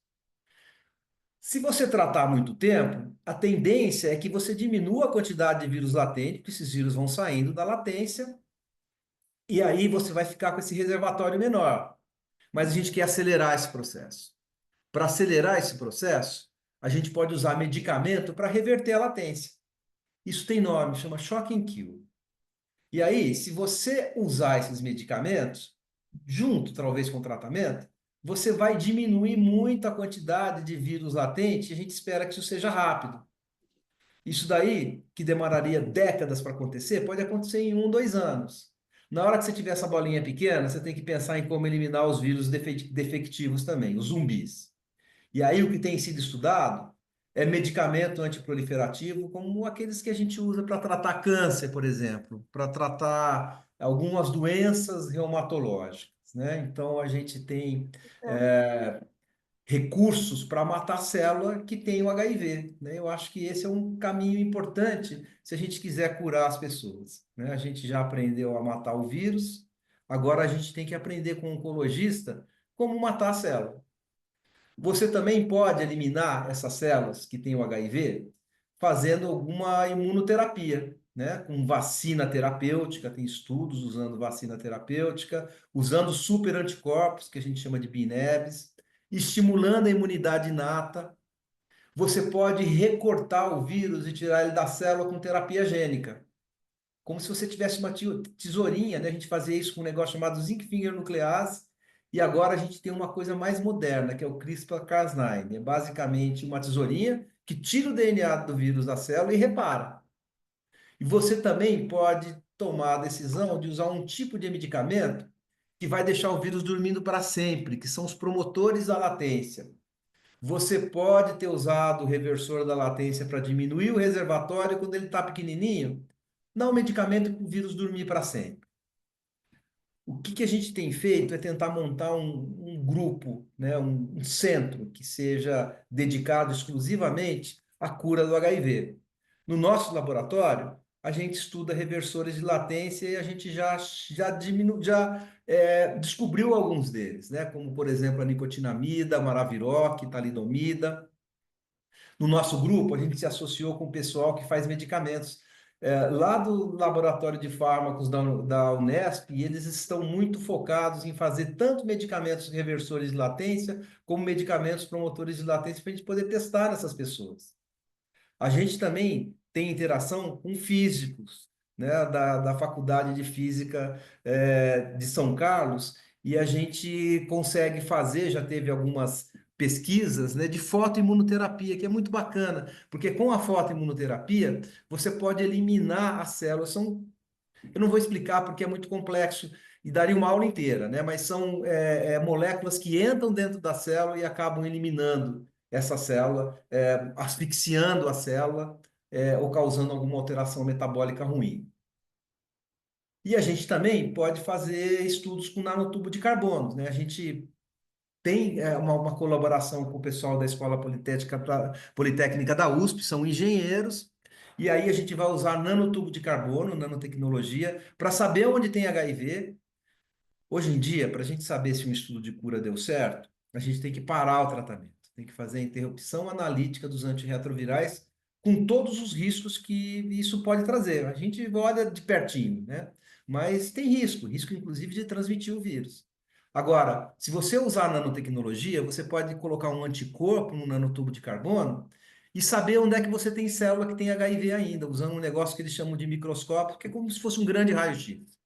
E a gente pode também eliminar as células infectadas com nanotubo de carbono, né? A gente tem alguns, eu posso explicar depois, não tenho muito tempo agora, qual que é a nossa ideia de eliminar células infectadas com nanotubo de carbono. E a gente pode também usar essa tecnologia de recortar o vírus da célula, né? O Jorge Casseb está fazendo alguns estudos na USP e ele faz parte do nosso centro também, que faz isso. E a nossa maior vocação é fazer terapia celular no nosso laboratório para fazer com que você estimule a imunidade adquirida, né? Que é o que a gente faz com nossa terapia com célula dendrítica, né? Agora, olha que interessante. O ideal mesmo seria você ter um medicamento que matasse especificamente a célula que tem HIV. Vou mostrar o estudo que a gente está fazendo junto com o pessoal de Israel. É um estudo nosso, de investigador. Há mais ou menos 12 anos atrás, um pesquisador de Israel, ele descobriu que se você fizer alguns peptídeos, né, pedacinho de proteína, que parece com a integrase, você consegue eliminar os vírus entram em apoptose. E aí ele fez esse estudo aqui, onde ele usou esses peptídeos isoladamente ou associados, in vitro, e também usou inibidor de protease, que na época era o saquinavir. Olha que interessante. Isso aqui é in vitro. Isso aqui é a quantidade de DNA das células infectadas pelo HIV.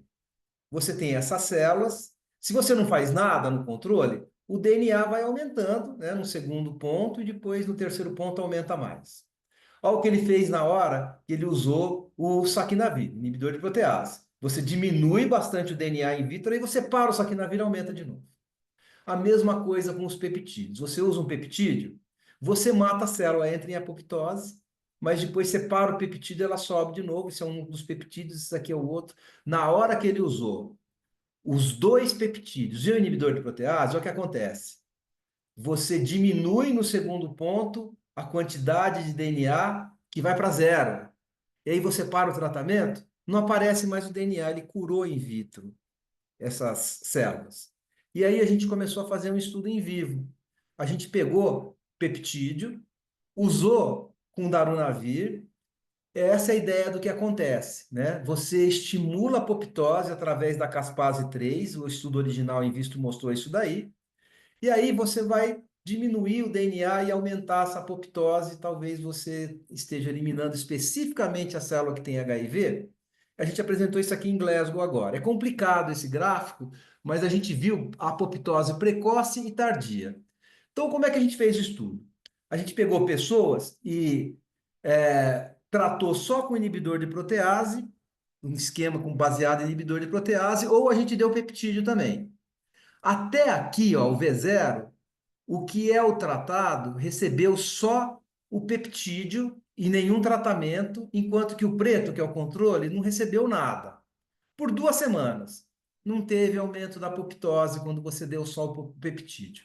Aqui no V0, eles colhiam a amostra segunda, quarta e sexta, né? Então, o V0, 1 é segunda, o 2 é quarta e o 3 é sexta. Na hora que você começou a dar inibidor de protease com os peptídeos, aumentou a apoptose. Então você começou a matar as células que tinham o vírus, que são aquelas células CD4, né? Isso aqui é apoptose no CC4, no CD4, apoptose, a gente vê por citometria de fluxo, apoptose precoce e na apoptose tardia também. Você matou essas células que tinham HIV. Não matou o CD8, não teve diferença na apoptose do CD8, nem na tardia, nem na precoce. mostrando que essa associação está conseguindo em vivo matar especificamente a célula que tem HIV com uma diminuição do CD4 que é transitória, não vou mostrar para você aqui, e com uma diminuição do DNA também. A gente está achando bem promissor e está gostando disso daí. E para concluir, eu falei que a expectativa de vida de quem tem HIV pode ser maior do que quem não tem HIV, né?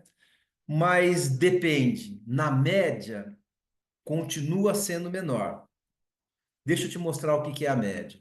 Isso aqui é aquele gráfico que eu mostrei para você, né? Se a gente olhar o meio copo cheio, é aqui, ó. As pessoas que têm carga viral indetectável e recuperaram o CD4.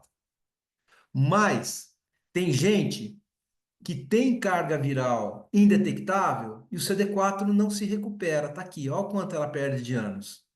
Isso são os não respondedores imunológicos, são aquelas pessoas que progrediram na doença. Elas não vão aumentar facilmente o CD4, porque o HIV causa uma doença inflamatória crônica, consequência de inflamação é cicatriz, e na hora que você olha o sistema linfoproliferativo dessas pessoas, tá cheio de fibrose, né? Tá cheio de colágeno. Então, isso aqui é o meio copo vazio, tanto para homens quanto para mulheres. Essas pessoas não morrem de AIDS, mas elas já perderam anos de vida. E na hora que você olha a média, você percebe que a expectativa de vida, por exemplo, das pessoas que têm HIV, ela vai aumentando, né, de 2000 a 2016, mas ela não ficou igual ainda na expectativa de vida de quem não tem HIV. Ela pode ser maior nos respondedores imunológicos que são tratados precocemente, mas ela é menor seguramente se você demorar para tratar essas pessoas, né? Que é isso aqui que eu já mostrei. E o outro mesmo motivo que é bastante importante é que a gente acha que ainda o desenvolvimento de uma vacina preventiva para o HIV é improvável. Eu tenho uma certa expectativa com a vacina de RNA mensageiro, que vai fazer o linfócito novinho produzir um BNAb, mas a gente não tem certeza se isso vai dar certo, e até agora a vacina ou não deu certo, no geral, ou ela aumentou a chance da pessoa adquirir o HIV. Agora, o mais importante é que é muito importante para as pessoas que vivem com HIV a cura. A gente tem mais de 650 pessoas que, depois que viram que a gente teve um sucesso no nosso estudo preliminar tentando curar as pessoas, né? A gente já conseguiu alguns controladores, uma pessoa que provavelmente foi curada, elas começaram a procurar a gente. Então a gente não chamou ninguém. 650 pessoas vieram procurar falando: olha, eu quero entrar em estudo de cura. Elas não sabem que tem que interromper o tratamento, elas não sabem dos riscos, elas não sabem se são elegíveis, mas para essas pessoas é importante você ser incluída no estudo de cura do HIV, né? E eu acho que entender o porquê é importante, né? Mas atender esse tipo de demanda pode ser uma coisa importante. Sabe por quê? Porque a gente quer viver num mundo sem HIV. Para viver num mundo sem HIV, a gente tem que ter múltiplas atuações. A gente tem que diminuir transmissão, a gente tem que tratar as pessoas para que elas continuem vivas e não transmitirem o vírus, a gente tem que zerar a transmissão de mãe para filho e, principalmente, a gente tem que curar as pessoas, né? E aí a gente teria essa capacidade, essa oportunidade para tentar viver no mundo sem HIV, associando a cura a isso, né?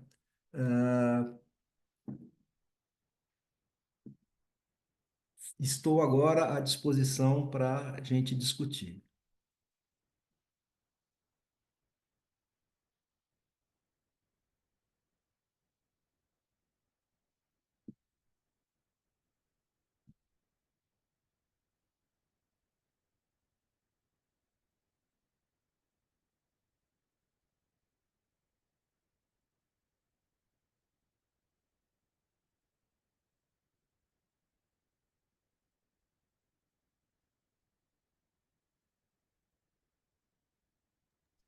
Vocês me Gente, ouvem? ninguém vai fazer uma pergunta para o Ricardo? Oi, Ricardo, eu vou fazer uma Acabou, pergunta. desculpa. Acabou. Acabou? Acabou. Não, brincadeira. Ô, Ricardo, só uma pergunta aqui. É, primeiro que eu adoro assistir suas aulas. Aliás, gostei muito do caso clínico também, viu? Tiago e orientadores, parabéns.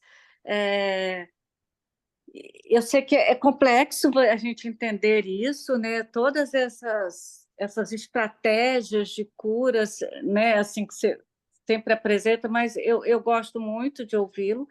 É, agora, em relação à expectativa de vida, eu até já separei, já busquei aqui umas referências, mas não fui. Não, já encontrei umas referências para eu ver isso, essa expectativa de vida, né, o envelhecimento das pessoas com HIV, tudo isso. É, mas eu não li ainda, não busquei ainda e não li ainda, só já anotei. Mas uma coisa, a maioria desses estudos mostrando que eles estão vivendo mais aqueles que estão com carga viral indetectável, que têm uma reconstituição imunológica boa, mas não conseguem viver, ter a mesma expectativa ainda que os controles pareados, né, mas não infectados pela HIV. Como eu não li ainda esses estudos, eu só vou começar a buscá-los, tá? Esses estudos, a maioria, eles são feitos em países desenvolvidos, né, com situação econômica melhor, mais desenvolvidos, ou com populações pobres da África. Sabe por quê? Algo que me chama a atenção é assim, a gente no ambulatório está cuidando desses pacientes e cuidando das comorbidades deles também, e estimulando com frequência um estilo de vida mais saudável. E eu estou percebendo isso dos pacientes se esforçando. Eu só trabalho, por exemplo, no SUS.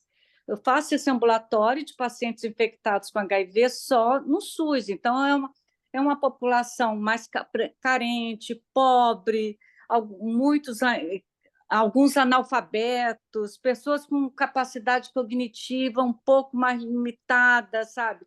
Se é pelo próprio HIV, pela inflamação, ou também pelas condições de vida dessa pessoa desde o nascimento, tá?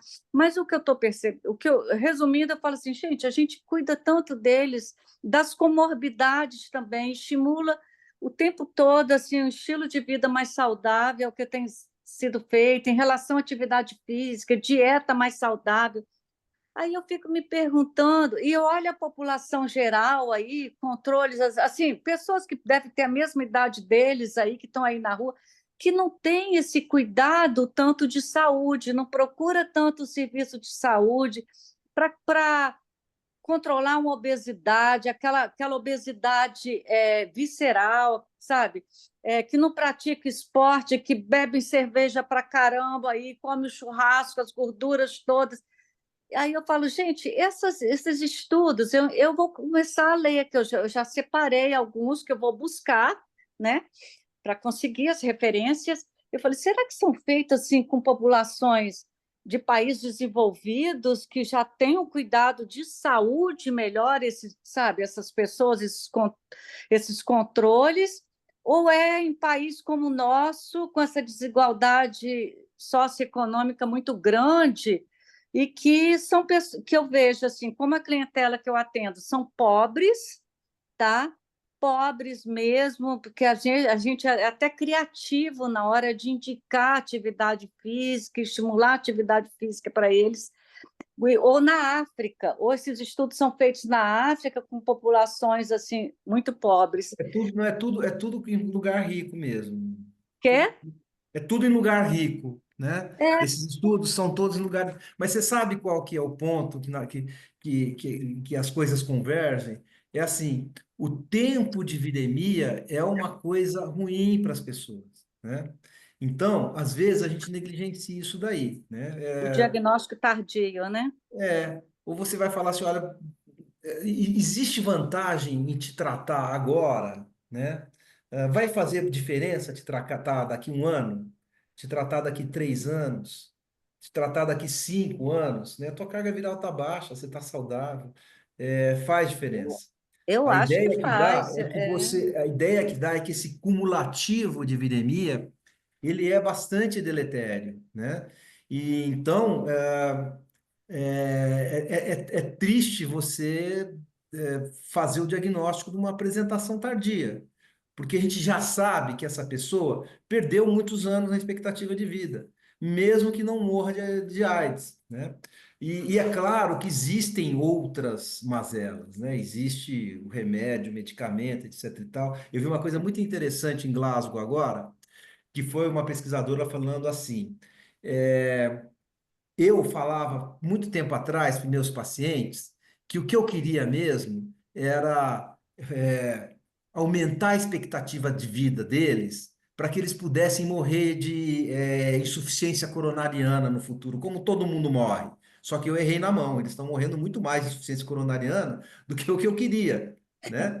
Então, é isso que acontece. E você deixou o vírus muito tempo deteriorar teu ventrículo esquerdo, deteriorar sua coronária. O medicamento pode fazer isso daí também, né? Então, a ideia desse negócio do aumento da expectativa de vida é que ela pode ficar maior, eu acredito nisso. Ela pode ficar maior para algum grupo de pessoas, né? Aquele grupo de pessoas que você reconstituiu plenamente a imunidade, que você tratou elas relativamente cedo e que, por ter uma doença crônica, você vai possibilitar que elas cuidem das comorbidades de uma forma muito mais eficiente, né? Então, isso eu acredito.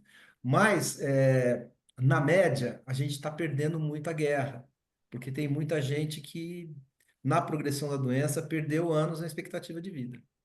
Não dá para você falar que alguém com insuficiência renal crônica tem a mesma expectativa de vida. Não dá para falar que alguém que tenha diabetes tem a mesma expectativa de vida. Isso daí a gente já sabe, é coisa que acontece. Algumas alterações ruins, tem estudo mostrando que se você tiver tuberculose, você perde um pouco da tua expectativa de vida, apesar de se curar da tuberculose, pela bagunça inflamatória que acontece no teu corpo, né? Então, eu acho que entendendo isso no HIV, fica cada vez mais sério a gente diminuir essa quantidade de células infectadas nas pessoas, da gente detectar a infecção muito precocemente e incluir as pessoas, engajar as pessoas em tratamento o mais rapidamente possível. Eu acho que essa situação de os pacientes HIV é um protetor, eu acho que às vezes é. Porque esse cara, ele vai ao médico periodicamente, a gente faz diagnóstico de hipertensão, a gente faz diagnóstico de dislipidemia, a gente faz diagnóstico de diabetes, a gente fala de obesidade, a gente... Então, eu às vezes falo para eles assim, vem cá, tu quer morrer de HIV ou tu quer morrer de gordo? Aí eles morrem de rir, porque tem que emagrecer. Então, eu acho que isso é relacionado ao cuidado mesmo que a gente dá a esses pacientes, sabe? Porque aqueles que são lá fazendo consulta cada ano e meio, não são assim. O- E na hora que a gente fala da cura, né, os estudos de cura, eles vão possibilitar que você, pelo menos, se não curar as pessoas, pelo menos que você diminua a quantidade de veneno que elas têm no corpo, né? Que é o próprio contingente de vírus, né? Porque esse que é o objetivo dos estudos, você diminuir essa quantidade de células que têm HIV, né? Márcio, cadê sua pergunta? o- Oi, Ricardo, você chamou atenção para um negócio que eu não falei nos meus comentários, mas é triste o diagnóstico tardio, de fato, e a gente ainda vê isso acontecendo, sabe? Muito, muito. Que eu penso aqui, Tânia, você também que é muito ativa, assim, junto com o SBI, não poderia haver, assim, agora que é, é, cobrar isso um pouco mais do Programa Nacional, ou estimular o Programa Nacional de AIDS, voltar em campanhas para um diagnóstico precoce, para as UBSs oferecerem o teste de HIV. Eu não sei como é que está acontecendo isso, sabe? Se estão oferecendo só quando o paciente já chega assim, doente, escancarado numa UPA, sabe? Assim, que aí vai pensar em HIV, vai pedir o teste. Eu acho que deveriam voltar um pouco as campanhas desse diagnóstico precoce, oferecer mesmo, tanto no serviço do SUS como nos consultórios privados. Eu não sei se os médicos estão falando disso. Eu, quando fazia ambulatório geral de infectologia, eu fiz isso até no Hospital da Polícia Militar, eu como médica civil, da Secretaria Estadual de Saúde, cedida lá para esse setor. Eu ofereci, olha que oferecer teste de HIV para militares saudáveis, sabe, ali ativos ali atuando, novos, saudáveis, para as esposas desses militares, não era uma coisa assim fácil, tão fácil deles aceitarem, não, mas eu oferecia e consegui, sabe? Porque eu cheguei a ouvir assim de esposa de militar, falou assim, não, eu não preciso, porque eu sou casada, eu tenho, sabe? Então, com muito jeito, consegui convencer aquela pessoa a fazer o teste. Eu descobri alguns casos assim, mas agora eu não faço mais isso, agora eu só estou cuidando daqueles já infectados. Então, será que não está faltando assim uma ação a nível central, assim, no SUS, assim, vindo de cima e, sabe, descentralizando isso? Vamos testar, vamos oferecer, que vai Pode pegar ser muita mesmo, gente. mas a gente, essa aula é sobre cura, e aí a gente precisa, tem várias perguntas, né? Ricardo, você está acessando o chat ou você quer que a gente leia para você? Eu comecei agora. Desculpa. Tem uma pergunta do Paulo Damasco, e ele está perguntando se com carga viral, eu acho que ele quis dizer indetectável, e excelente CD4, pode haver LPS circulando e pode corroborar para a inflamação. Sim. Pode. Porque, assim, é claro que o que permite a translocação é o fato de você perder a segunda barreira. É o fato de você não ter linfócito entre os interócitos, né? Então, isso é uma coisa que acontece. Se você recupera o nível de linfócitos, você pode recuperar o nível diminuir o nível de translocação e ter menos LPS. Mas, na hora que você pega alguém que já progrediu na doença, independente da carga viral, do mesmo jeito que você tem fibrose em órgão, em linfonodo, você vai ter fibrose numa órgão linfóide do corpo, que é o trato gastrointestinal, e não vai ter linfócito ali, e vai ter translocação também, né? Então, os níveis de LPS em quem progrediu é alto, isso absorve o tratamento, né? O LPS acaba sendo o grande vilão da microinflamação. Tem dois, né? Um é o próprio vírus, as proteínas que os vírus produzem, principalmente a TAT, que é aquela proteína que faz o vírus começar a se multiplicar, né? Então ela é um excesso absurdo, ela dá inflamação ruim, e a outra é o próprio LPS, né? Pedacinho de bactéria que causa uma ativação celular absurda, né?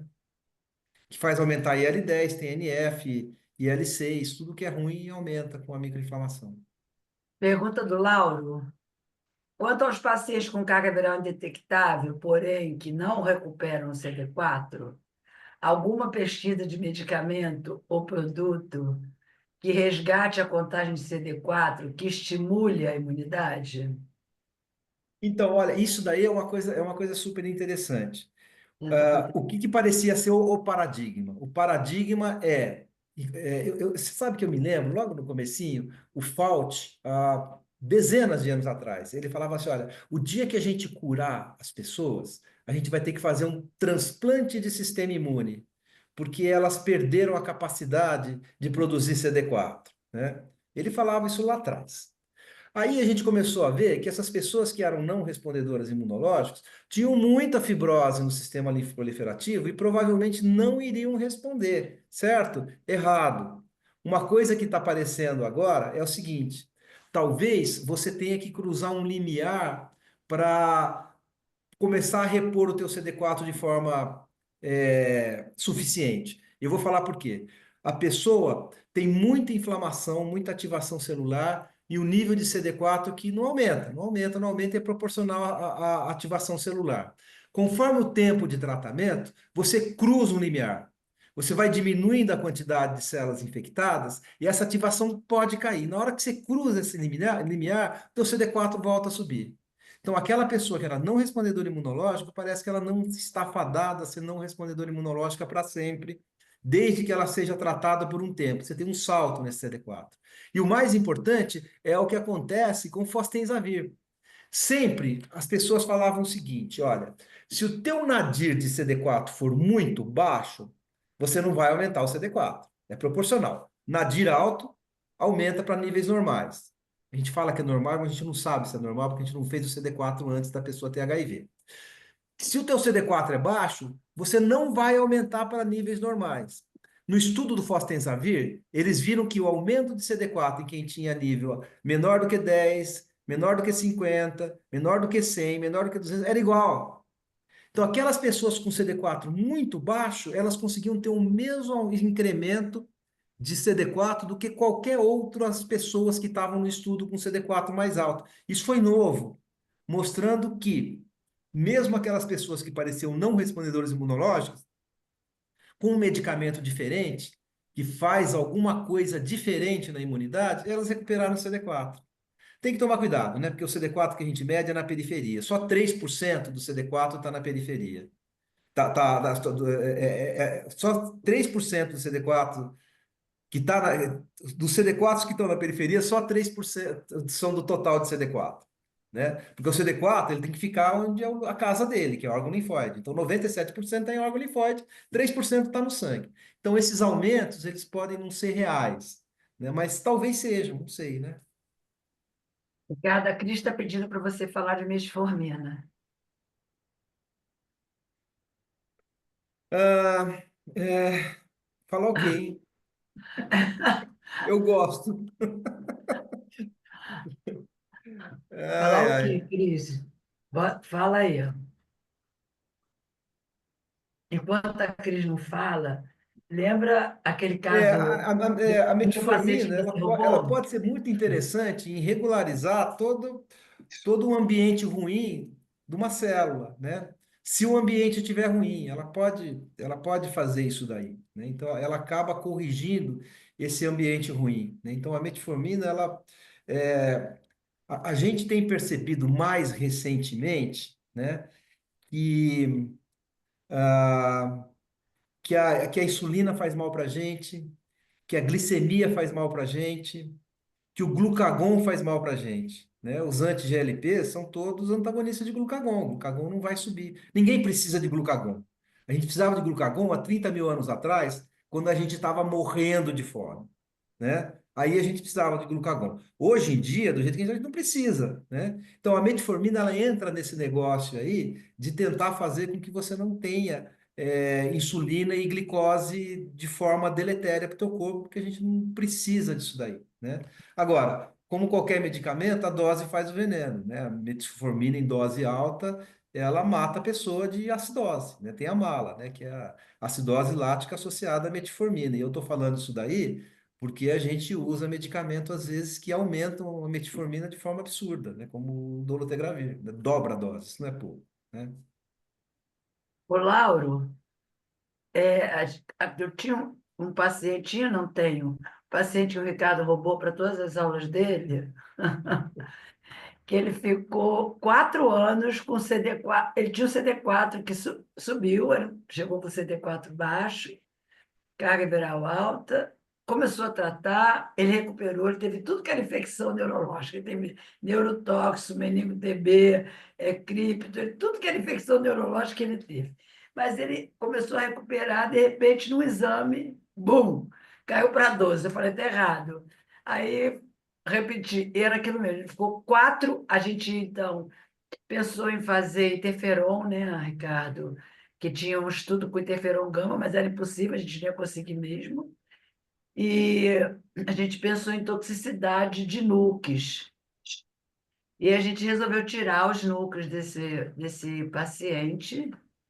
E ele ficou 4 anos com esse CD4 no pé. Um dia, veio o exame dele, o CD4 dele veio 500 e tanto. Eu falei, está errado, não é dele. Mas era, ele recuperou o CD4. Então, eu acho que provavelmente tinha um efeito tóxico, ele foi repovoando na medida que ele não era submetido na toxicidade daquele medicamento. Essa é uma hipótese, né? Foi depois da vacina para Covid. O Ricardo diz que ele melhorou depois da vacina da Covid.